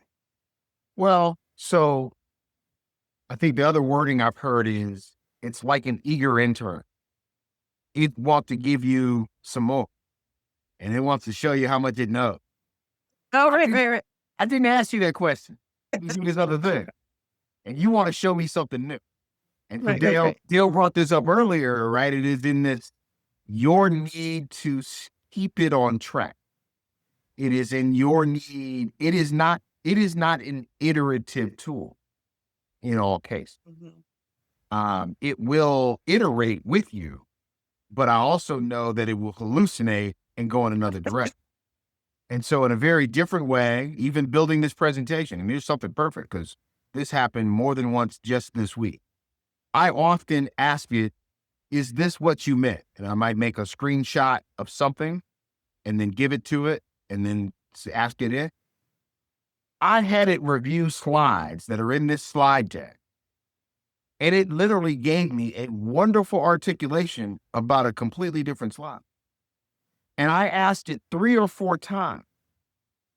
And I literally had a friend come over while it was happening. And they were like, why are you frustrated? And I said, I want you to read through what it's not answering. I had to then open up a temporary chat separate, gave it the same attachment, gave it the same wording, and what did it do? It reviewed it, beautiful. But this entire other string, it was giving me wonderful feedback on the wrong slide. And so for me, I think it's both the hallucination, but I think it's also the exhaustion these tools go through to generate, but also where it kind of gets off track. And it's incumbent upon you to get it back on track. So great question, Valerie. Dale, I appreciate you taking number 4, but I think you see just by these examples how we have to use these tools and question it from cradle to grave. Because as much as you looked at it as cool as solving a problem, it probably created 3 more. And if we only settle on, it took our board meeting minutes, that it did. What it did elsewhere with those minutes is a whole different conversation. And we need to now critically think about those board minutes, and in this case, where they go, or the generative use of that data. And so I've got a friend in Maryland who was struggling taking some IEP 504 plan reports and distilling them down because they're detailed. She fed it into ChatGPT and it did a wonderful job. Where did that data now direct? Now, did it solve her work-based problem? Yeah. Did it create another work-based problem? Yeah. Is it unintended consequences? Yeah. But did it solve her work-based problem? Yeah. What's interesting is her reports then became the model for people's report. Where's the data going? Where are we contributing to? What was designed to be private now may not be private because I don't think the school system bought ChatGPT and put it in a segregated space. But she can get that tool with her work-based email, and it's operating in the shadow zone the minute she uploads. So I only bring this up because these are working examples of things where we solved a problem, but we created something else. Dale, you had your hand up? Yeah, Steve, I noticed that Valerie had mentioned something in the chat that as far as for Chat GPT, if it's free, of course, like what you mentioned, that your data, your information is going everywhere. But also she mentioned about if you're paying for it, then from there it's not being shared. Do you have info on that? If that is, a direct connect as far as what's been said there, or is this something that we need to resolve on?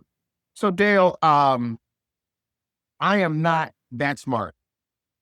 I wonder whether or not, even in the protected spaces, what part of the LLM is being trained. I grew up and graduated high school in 1984. So George Orwell's 1984 is all in my space. And I know Big Brother is watching. If the United States government is telling foreign nationals that they are reviewing their social media, then I know damn well somebody's reviewing this LLM contribution. So I'm going to hedge here, Dale, and say I hope, but I have no absolute guarantee here. I do think they are selling something that says, based upon your paying use, that you're not contributing to the large LLM contribution. But I would also ask, where's the LLM pulling data to answer your question from? And so it's a two-way street. Again, I'm going to stay out of that lane, Dale, because I'm not that guy. But I do purposefully not feed it, or know that I'm trying to feed it on purpose, but try to protect what I'm trying to feed. And so it's a careful dance I do, but that's me. But that's not how everybody else operates. And I'm hoping the tools do what they say they need. All right. Let's get back. These are fantastic conversations. So let's not forget that we're doing that part. We're doing some really good conversations. So let me see. I got off. I clicked on the wrong slide. Second. Oops. We did do number 3, didn't we, or no? Yeah. And we Okay. did number 4 because Dale. Yeah, we Dale just got did number 4. Yep. So I want to just leave you all with that worksheet, because I think the worksheet you can use over time and maybe go back to it at another time and date. But I think you can see where you can now maybe start to question not just how cool the tool is, but the implications of using it and the downstreams. And that's what the activity was designed for. It is solving a small problem, generate some issues, look at some data in this context. But let's also now question how it's being used downstream. So that solves what I would consider to be our first module. We are now going to move into mission first governance. And I'm going to use the kind of metaphor of the kitchen. We're going to think of ourselves as that head chef. We're going to put ourselves as the final arbiter versus just the person who moves it along. So we're going to move, hopefully, from naming risk to maybe some designing some control. Governance failure, if we continue this kind of unsanctioned shadow space, we've got a whole bunch of stuff going on, and it's the wild, wild west. We do create what I think is this set of liability here, and there's no audit behind kind of operating in the shadows. Because we have no humans in our processes, if we let it be the wild, wild west and let these hallucinations happen, which is, again, what I think I've seen in the outputs that I think have come. I've watched it give false data. I've watched it give me something that I just know is not true. And in most cases, it is my critical thinking that stops that. But we know that not everybody operates in the same space. So we've got to make sure that we, as executives here, don't create a toxic petri dish because we just allow these hallucinations going on. I think if we also then just go back into vendor selection, we think about this from vendors. We are not bringing, I think, a critical eye to both vendor selection, but also making sure that we didn't have a critical eye to the contract we signed when we find out that the vendor leaks our stuff out to the internet when they gave us a contract to say they keep it in. And so if I use this software Resilia as an example, they tout themselves by saying, we have a closed system. We put a firewall between your data not getting out and the LLMs because we have a protected LLM. Suppose we find that their contract is not true. Well, then we've got to have some spaces or exit clauses in our contract because they've now created liability on our side as a result of their leak. What governance is not? It's a safety rail for mission-driven speed. We want to be fast, but we've also got to be smart. We've got to have some guardrails. If you ever driven those bumper cars have guardrails to make sure you don't go off the rail. This is why we bring governance to the process. It not a no. We are not telling our staff you can't handle, but we are saying we're going to pilot it correctly, choose correctly, and in this case, implement a tool with the right guardrail. This is not an IT thing. This is about leadership. As executives, our role is to protect the mission. Our role is to ensure we are being as integrity-led as possible. Okay, Steve, Yes, ma'am. are you sharing the screen that you're working with? Hold on. I thought I was. Hold on. Give me a second here. Whoops. I don't want to leave the meeting. I was waiting. Valerie, you on it because I thought I was the only one. You on that thing today, Sister Valerie. Are you seeing it now? Yes, sir. Got it. Okay. It just didn't click the other button. So again, it's not an IT tech. This is not something delegated to the IT person. This is a leadership tech. This is a role about protecting the mission, protecting the brand. And you as a leader should be leading this ship versus something else. I've got a friend who runs an organization. He's a CFO. And they are, as a result of all things going on in the nonprofit space, needing to reinvent themselves.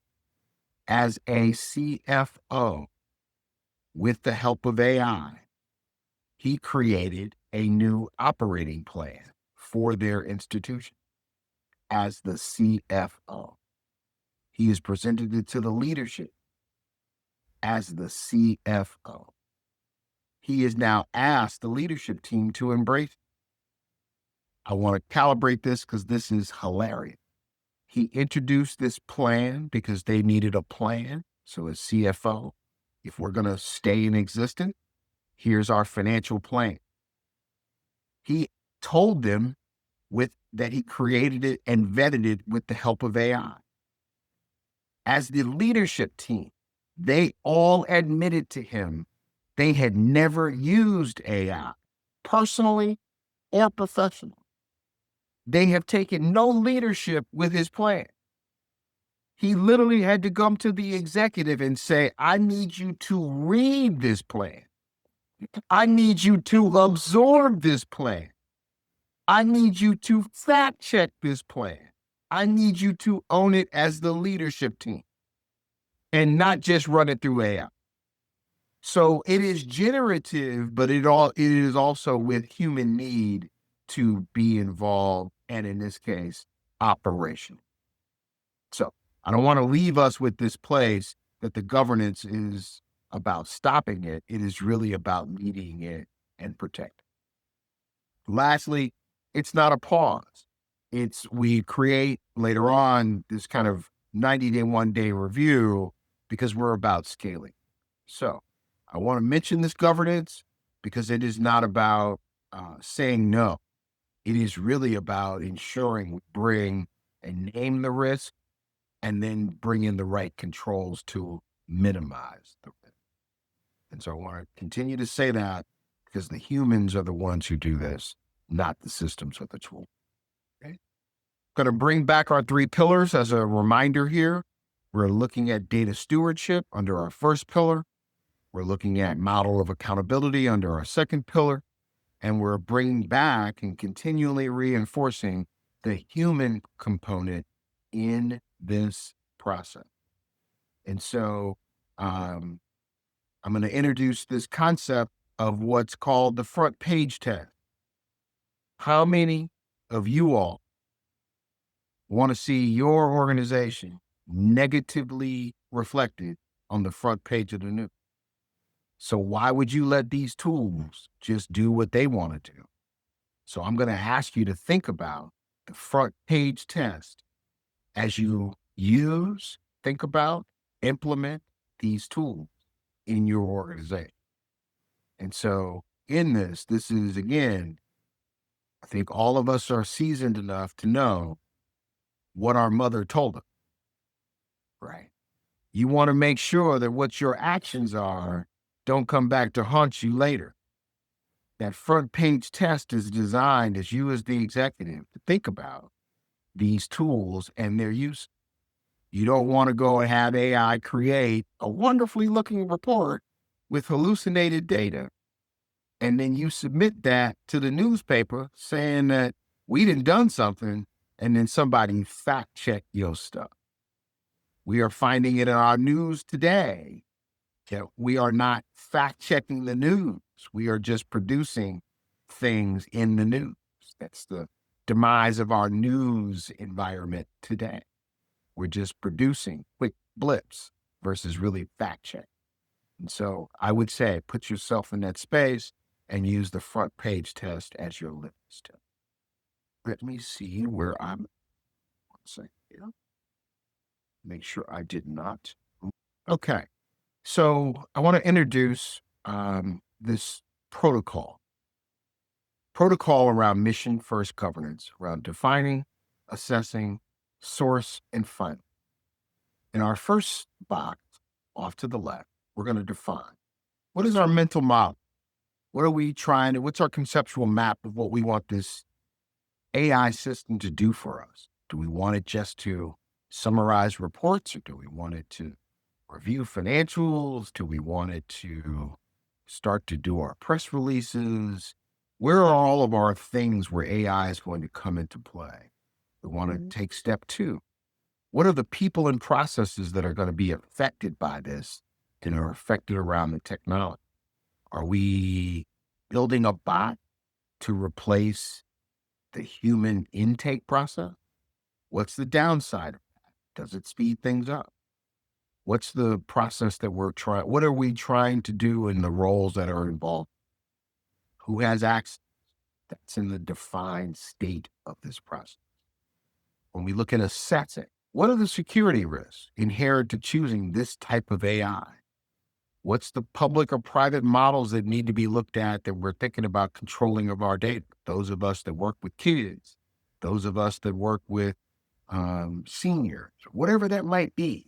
What are the downstream protocols that we've signed on that we've got to think about that, and not just what it means inside of our office? Because something tells me if you signed a contract with the state of Illinois, there are some data protections in your contract that say you ought not to do certain things. And you need to think about that if you're, in this case, producing a flyer and taking the intake reports and creating something because you fed it to ChatGPT to kind of do something with something. So we have to think about this holistic, and it's not just you as the executive who need to think through it. It's everyone, but also you building your governance guardrails around. And then moving on to the sourcing. we have to think through what are the organizational liabilities related to this.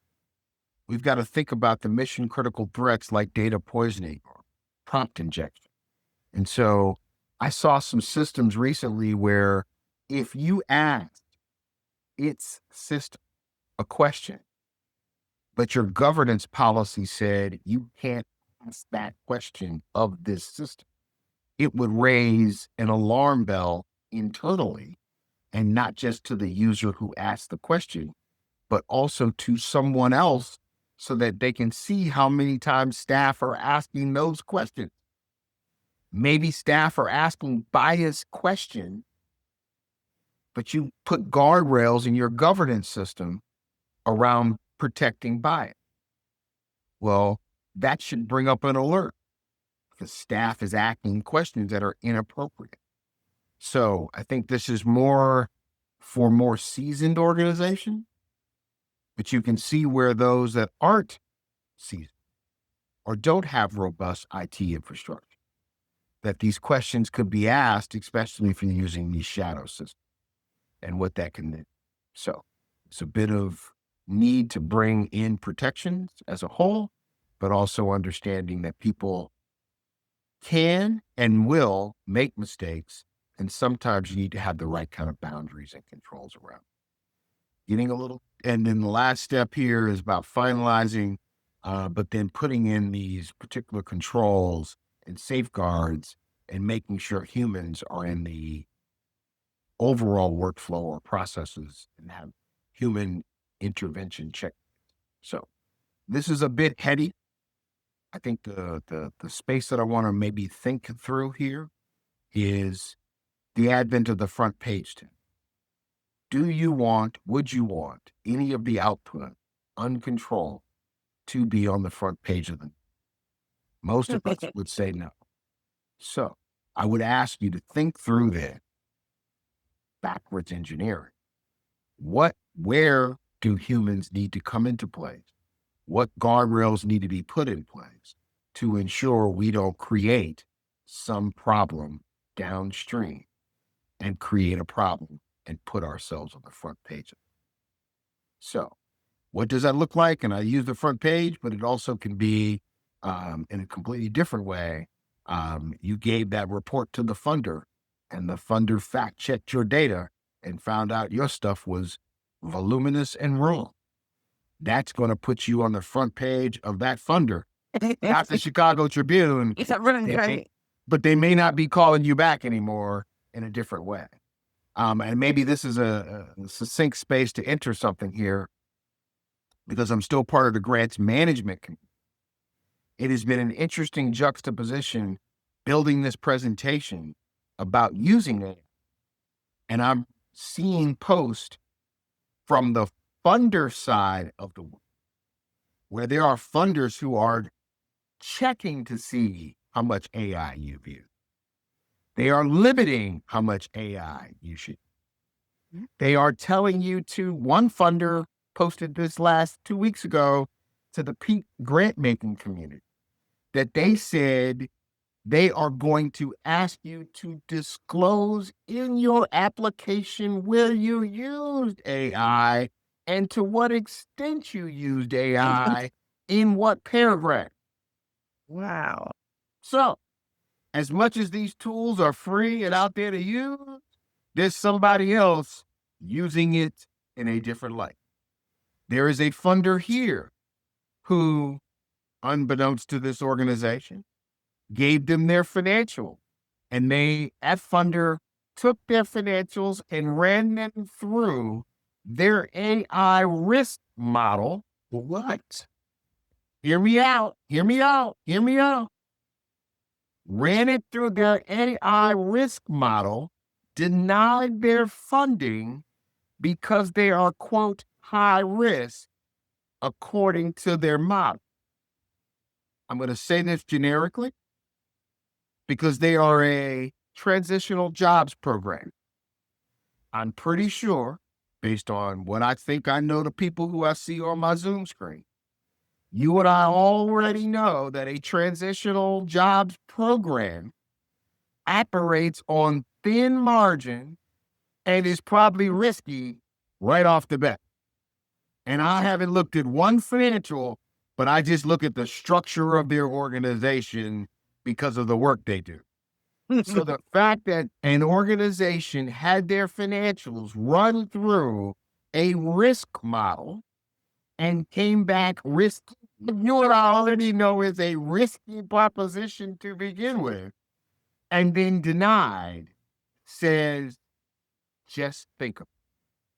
I had to help this person with a response back to that funder saying, you're right, we are risky because that's the nature of the work we do. And I'm not going to argue about your model at this point because whatever's in their model is in their model. And you're not going to be able to deal with it. But you also want to make sure that I think, and maybe the thing that I got out of that exercise was maybe the nonprofit community ought to think rhetorically about what their financials say, because somebody's running it through an AI risk model. And say that up front. So what I mean by that is, yes, we had a deficit 2 years ago, and this is how we dealt with it. And in this case, I'm going to say that up front because I know your model is going to assess that right off the bat. Go ahead, Let me Dale. ask this. Yeah. I just wanted to mention my granddaughter goes to Hampton, and he got a 0 on a paper. And she was arguing that everybody uses AI, and she was, morally incorrect.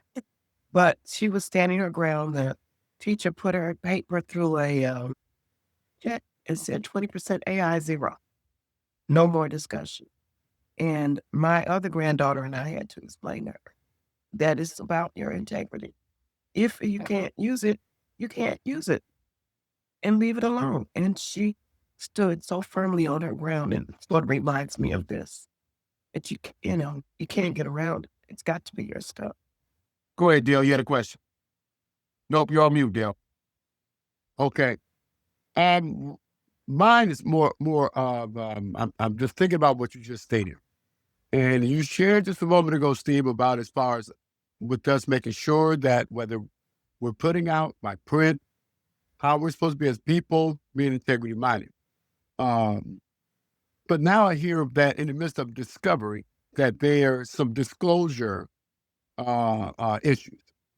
Okay. So how is it that in regard to someone is putting themselves out there and they're walking, want to be integrity minded, but then there's someone on the other end that's not being responsibly, to handle what information has been given to them? How can that individual or company be held responsible? So, and Dale, I'm gonna try to see if I can interpret your question, but I think I put myself with this client of mine when he came to me that this organization had ran their financials through a risk model. His first impetus was to question their risk model, and I was like, that's not gonna get us anywhere. In fact, what they identified was right. Listen, Liv, you had some audit findings, and they're never going away because they're your audit findings from 2021, 2022, so they're going to show up, right?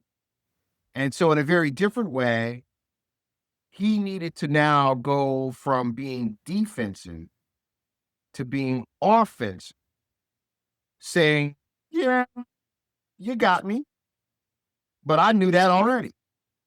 More importantly, I'm a new organization, so we took risks up front to deliver the transitional jobs that we delivered on.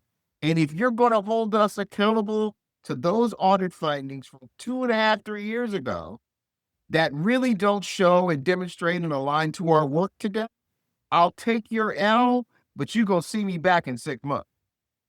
AI is not going to help you with that answer.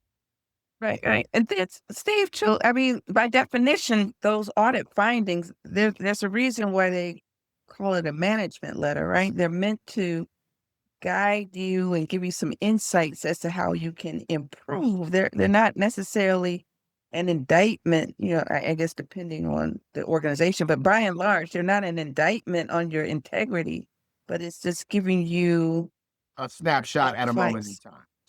So Valerie, I think so Dale, I'm trying to answer Dale's question because Valerie, I think you led on to something. And I'm going to say this gently. Mhm. Not everybody on the other side uses that information for good. So, Mhm. Gotcha. in a very different way, how to hold them accountable, that's a tough one. How one responds to them, I think, is in your ability. I took this person's very defensive posture and turned it into a very different, positive space conversation. Mhm. Because in this case, I can't go rip this funder a new one because somewhere in their process, they told me they were going to run my stuff through a risk analysis. And at the end of the day, I ran the chance of this happening. I bring it up from the standpoint that I think, hopefully, and maybe the rhetorical thing that I would do in doing for some others is try to presuppose what those foundations are looking for. Ensure that I've answered their question before they ask it, so that when you come back and say that I'm a high risk, I actually already told you I was a risk for these reasons, so that we can take that conversation off the table. And now maybe, Dale, I can hold you accountable because I already said what my deficiencies were, Mhm. so that you don't highlight them as deficiencies, and maybe we can move to a much more different structural component. And so I want to take this moment, and again, Mhm. our human need here to really take what I think is the in the moment finding. Finding is you're high risk.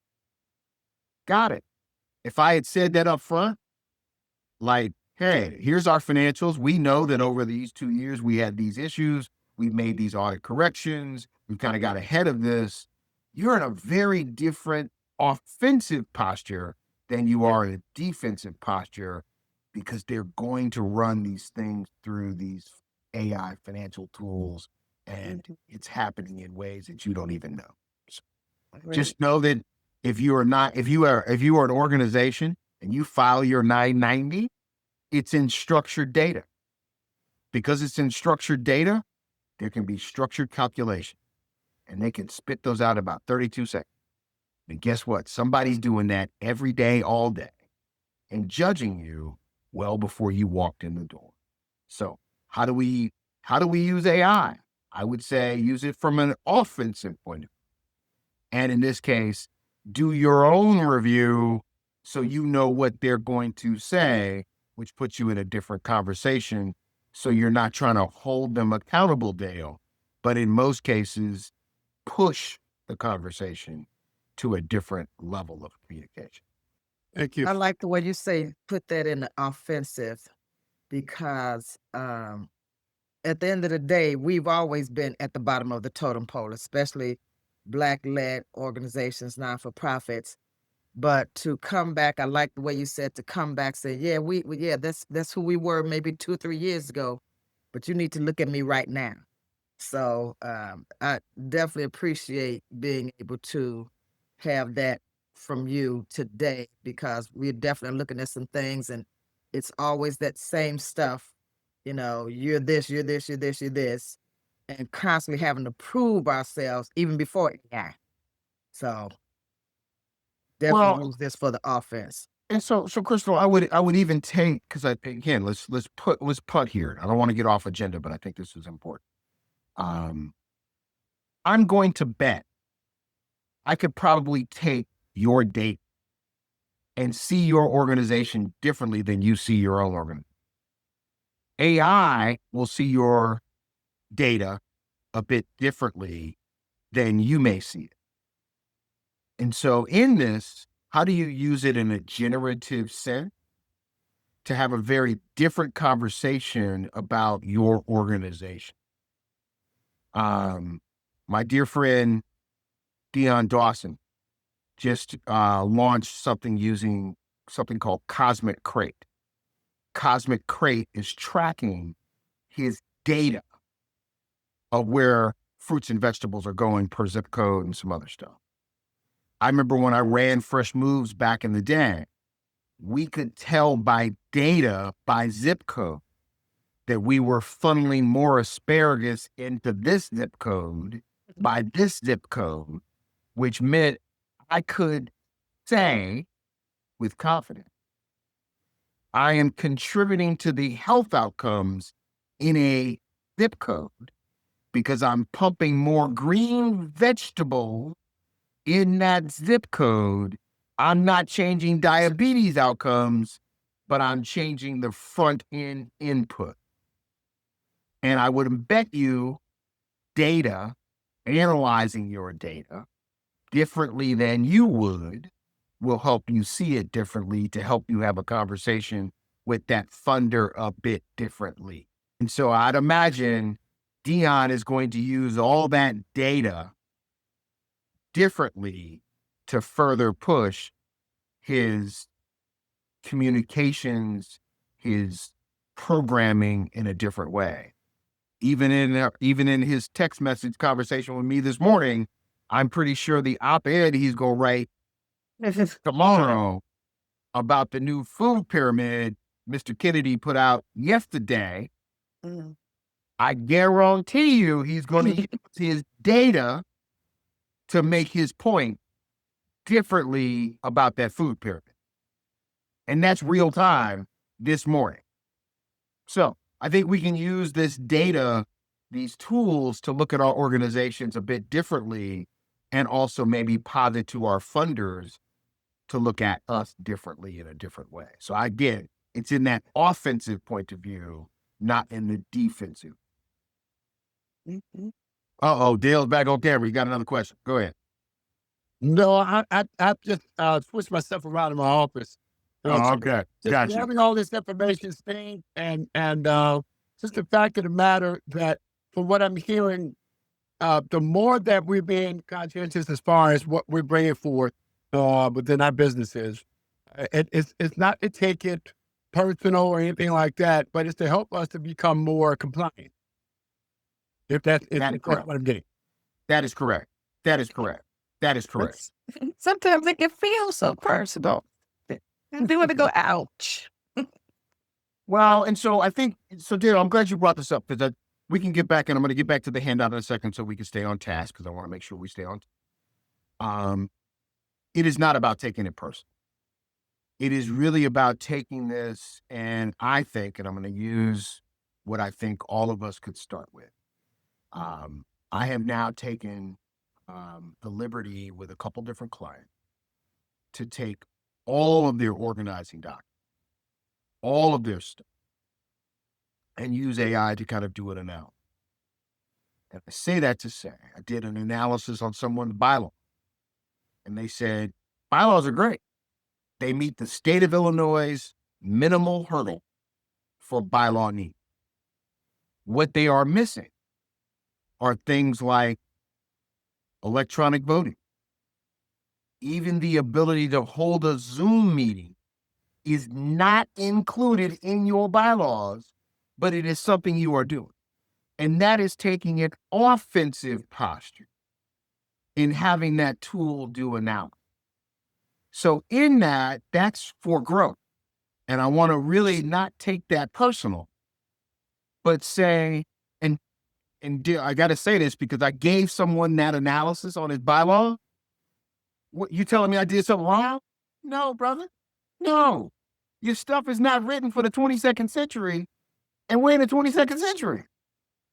Zoom is here and it ain't going nowhere, but your bylaws don't even allow for your 4 board members, 3 of which do not live in the state of Illinois, to even gather on Zoom and have a vote.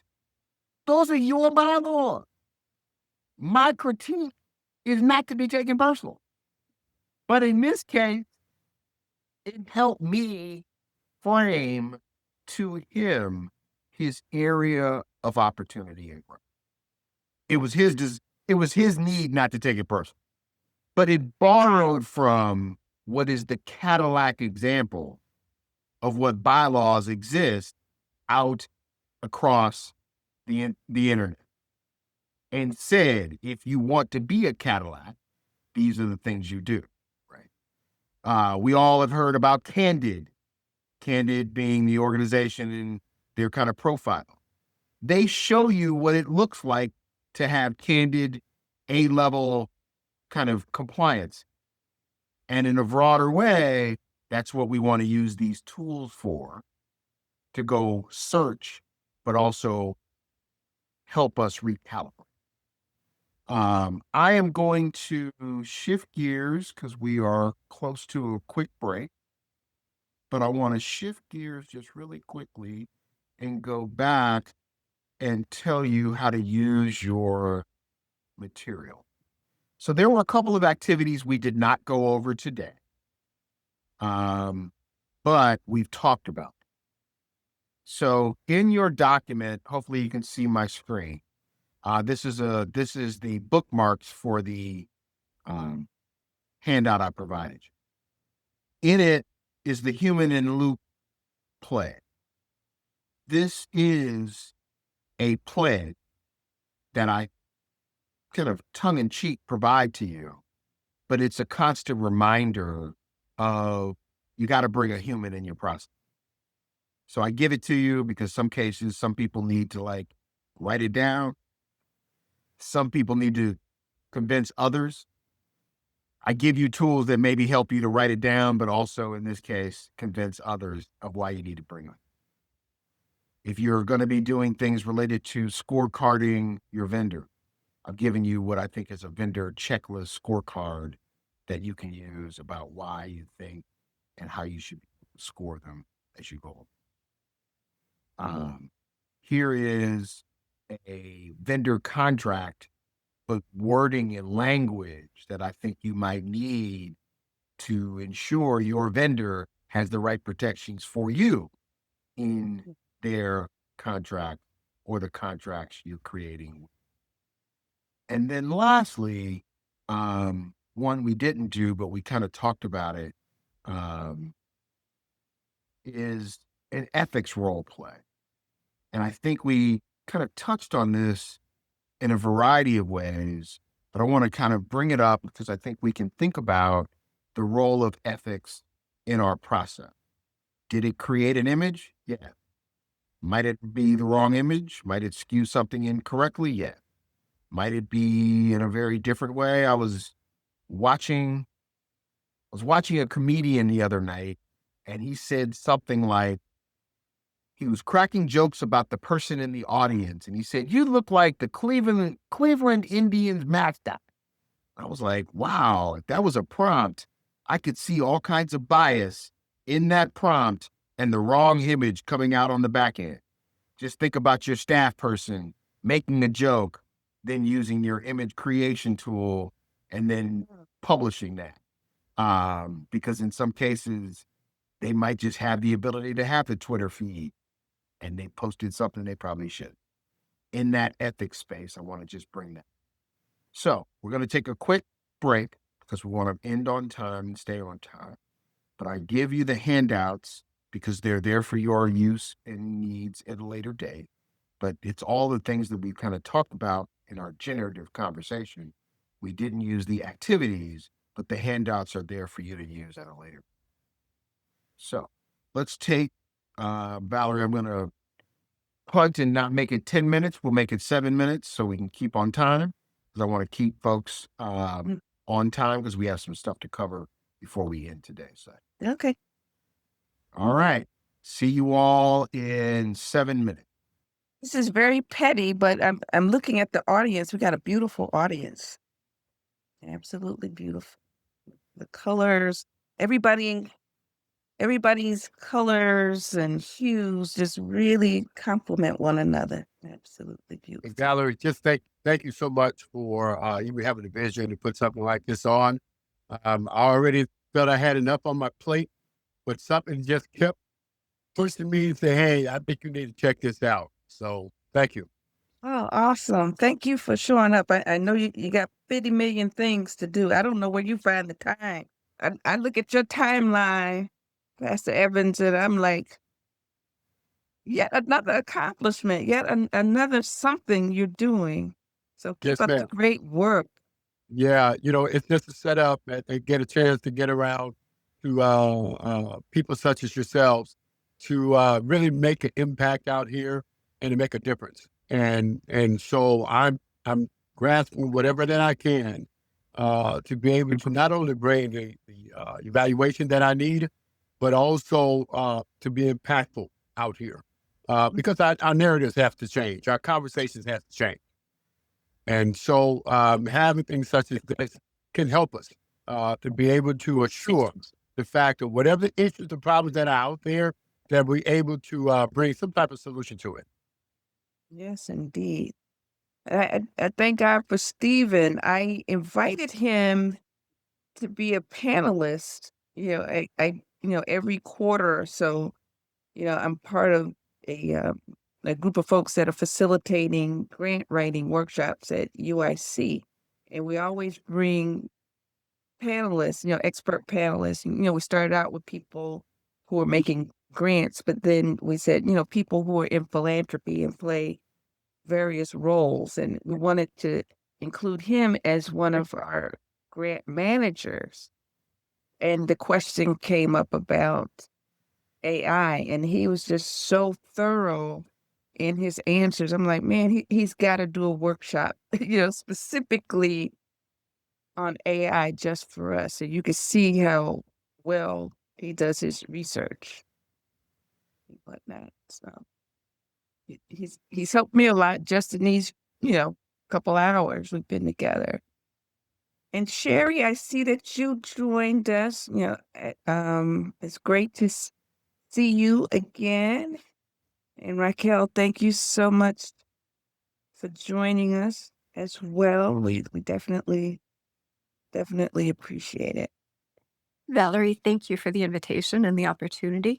It's very helpful to be here. Okay. And yeah, I know we're supposed to be on break, but I have a tendency to talk. So forgive me if I'm just disrupting anybody's break. It's the beauty of breaks. You can do what you want. I'm for today's schedule. How long is the workshop going to continue? Until noon. Oh, okay. Okay, so it's like 13 minutes. And did Yeah. it start at 9 or 9:30? Because I had two different times. You had to, and forgive me for not fact checking. It was 9 o'clock today. Is that 8:30 at the Impact House. I hope everybody can make it at the Impact House where we'll be doing some more hands-on kinds of activities. I'm going to try and make it, but I'm not sure at this point if I can. Okay. And then I see in the handouts that there's a 90-day timeline here. So are we meeting again next week? And then there's 90 days that we're staying in touch, or is this just a sample document, or what is that about? Great question. I'll chime in. So the modules were created such that we do a deep dive virtual today. There's some homework over the week, if you will. And hopefully you'll bring your own AI related problem next week, and we would quote workshop. The 90-day was really as a handout supplement to kind of help one work through what I think is the process of kind of building this muscle. So it's really more of a handout. So the document you have, the Adobe, is really built both to follow on with today, but then having, I think, all the tools you need to take this on post and have reference materials with a 90-day checklist that you can use for kind of self-governance. Okay, thanks very much. And will you be available for those of us who need an even deeper dive? Will you be available, if folks wanted to make an appointment with you? And Absolutely. You can coach them through? Absolutely. I'll put my information in the chat because I think this is it's a start. And I think those that know me, I'm here to shake some stuff up and hopefully wake you up first thing this morning, recognizing you're going to have a lot of questions next week, or 3 o'clock in the morning when you're like, oh my God, what are we doing? We promise not to call. Send me a text, send me an email. We'll talk about the next morning. But no, I think it's designed to shake you up, but also recognizing there's going to be some follow on. So certainly, let's make sure that I'll provide information now. I think we've had a wonderful generative conversation. And so in a very different way, we're off task, but we're on task. And so I think you see there is no real answer here, but the answer is action. And so our next module, or our last part of our conversation today, was really about the leadership side. And so I'm going to really kind of move us along. Let me get back on sharing the right screen. Hold on. Anyway, I want to get us back talking about this from a leadership point of view. So we are at a place where no leadership is not what we do. But good leadership, however it comes, essential leadership is what we're looking for. And so in that, we've got to make sure that I think that there's in the checklist I've given you in your handout, there's some additional questions, but I pulled out 3 essential questions I think starting with your board ought to be asked. Are our security policies updated for AI augmented workplace? What does that look like? And that's a question your board ought to be asked. And if they're not, you as the executive should be asking them to then take this on from a board point of view. We need to make sure we've got informed consent. So Valerie did that earlier.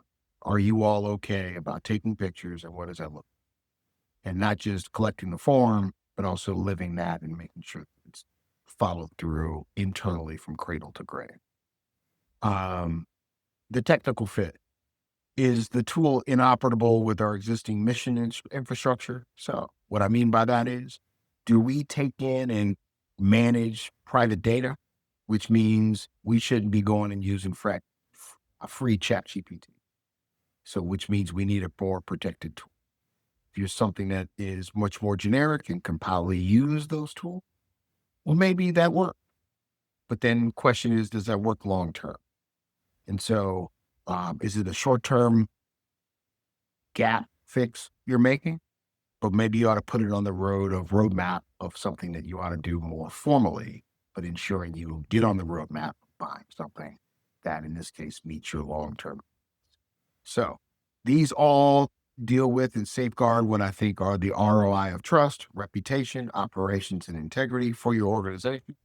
And in this case, and I've given you a sample board brief that you can write in your handout pack.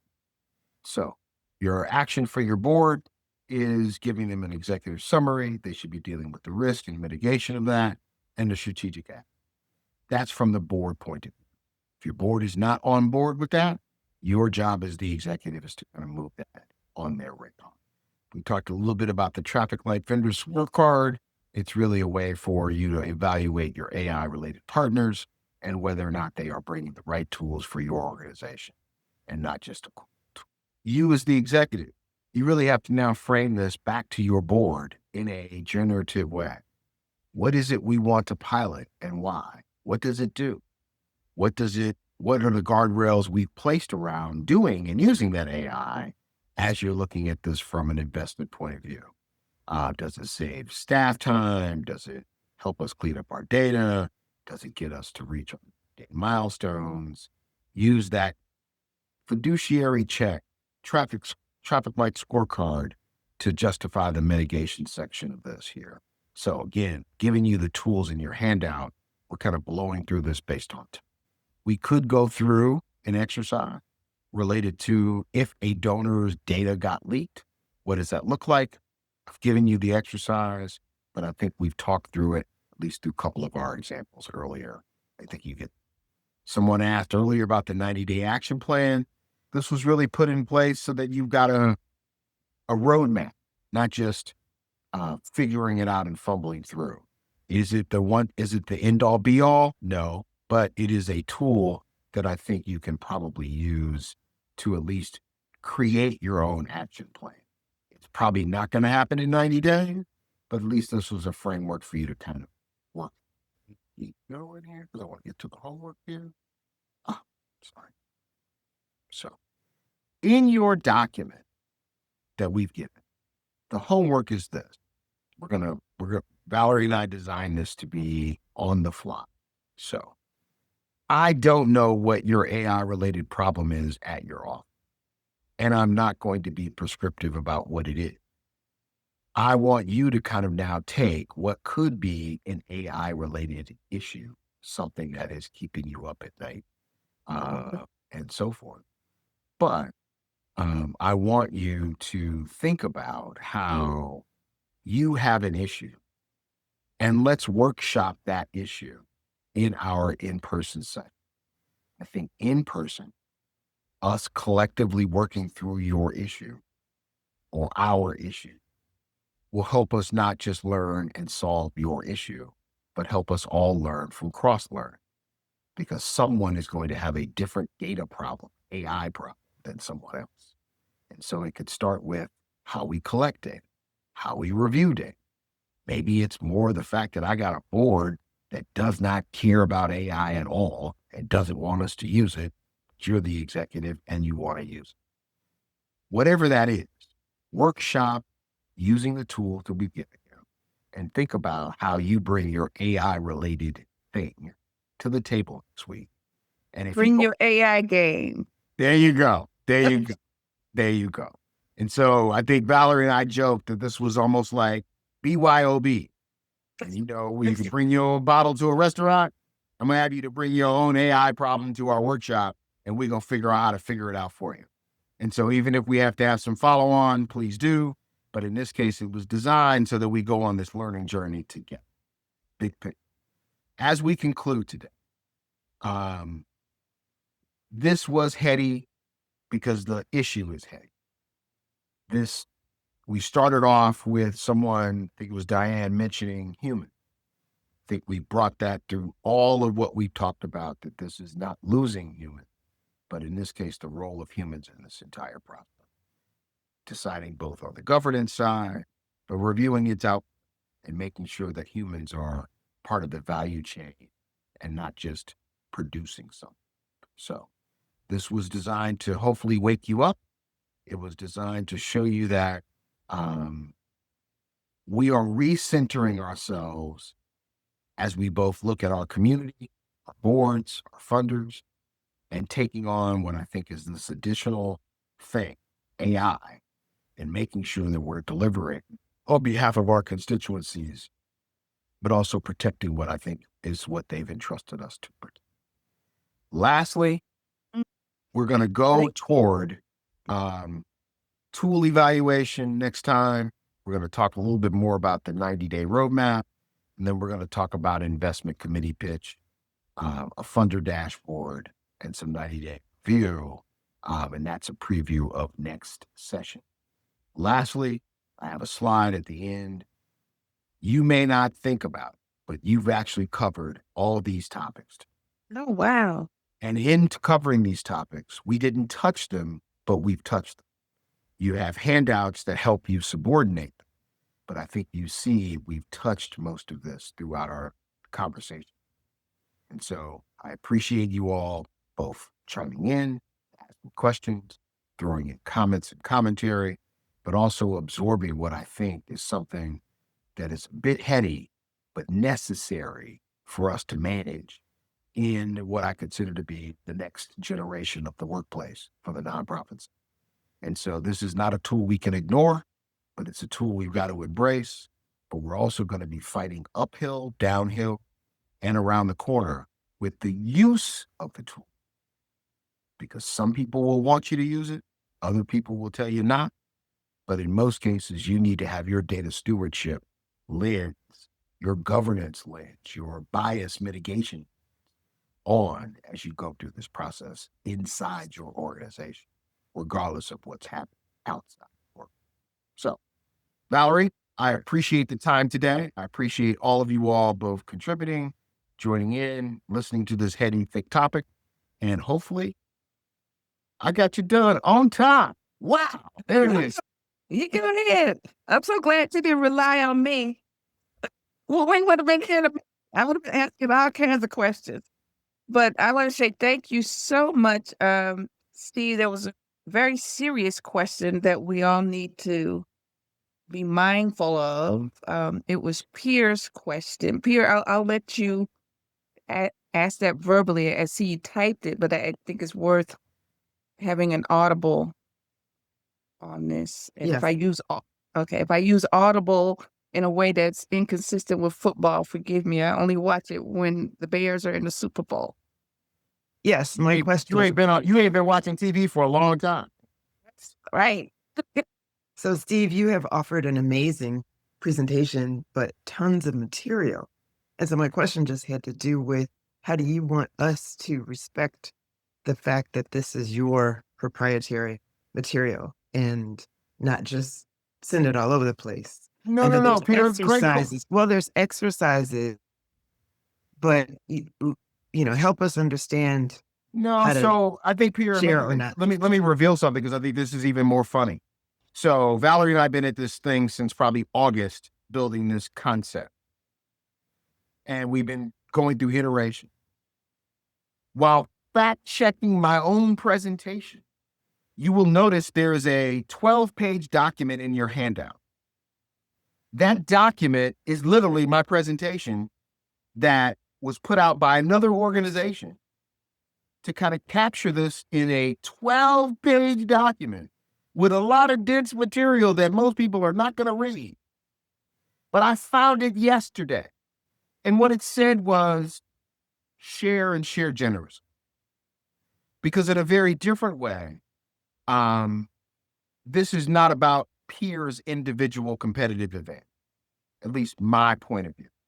This is about, I think, re-steering our nonprofit sector to kind of embrace these tools. And if we don't share, we're not helping the sector. And so in a very different way, I would ask you to share. I did brand it on purpose because I figured it was going to be shared. I would also tell you to tell people to use them. And they got questions asked, but it's out there for sharing. And I think in most cases, I want to start a conversation. And so part of what Valerie and I had talked about is, what are our follow-on we're going to do post this to maybe set up some conversation, even if it's in a virtual sense, so that it doesn't just stop with these Zoom squares. So please do share it. It was branded on purpose, but it was also made to be portable. Appreciate that. Thank you very much. Awesome. So it's you gave us a Creative Commons license. If I was that smart, yeah. So if we use it with attribution and backlinks. There you go. So that it promotes you as we learn. There you go. There you go. Okay. All right. So I want to say thank you so much for indulging. And this conversation all started because I was interested. Every summer, Steve gives away produce from his garden. And I love to garden, and I'm trying to improve my eating habits. And he had offered me last year an opportunity to come to his garden and pick whatever I wanted. And I just blew him off. And I saw that the summer was drawing nigh. I said, let me call him and see if he still got some stuff left for harvest. I don't want to do what I did. So then one thing led to another. We started talking, and he sounded so jovial, right? And the world was just, in my opinion, had it been me, the way I would have described it, it would have been like the sky is falling. That's how I would have described it. But he was so joyful. So his joy led to the first workshop on resilience. And then all those other conversations we had that even predated the August. We've been talking back and forth on AI, but in earnest in August. So all of that stuff is coming full circle today. So Steve, I can't thank you enough for being nimble and resilient enough to share with all of us who are starting from ground zero. Well, let me close with this last AI, because I think this is important. So Valerie and I were talking about tomatoes in my garden, and I grow yellow pear tomato, and I had a bumper crop of them, and I wanted to actually take and make barbecue sauce, and I made Sweet Baby Ray's barbecue sauce out of my yellow pear tomato. I think if you've ever bought Sweet Baby Ray's barbecue sauce, it's not yellow. But I made it taste like, because AI bent the recipe to match Sweet Baby Ray's barbecue sauce using yellow pear tomato. So let's be generative. Let's lean on it. Let's embrace it, because these tools are here to stay.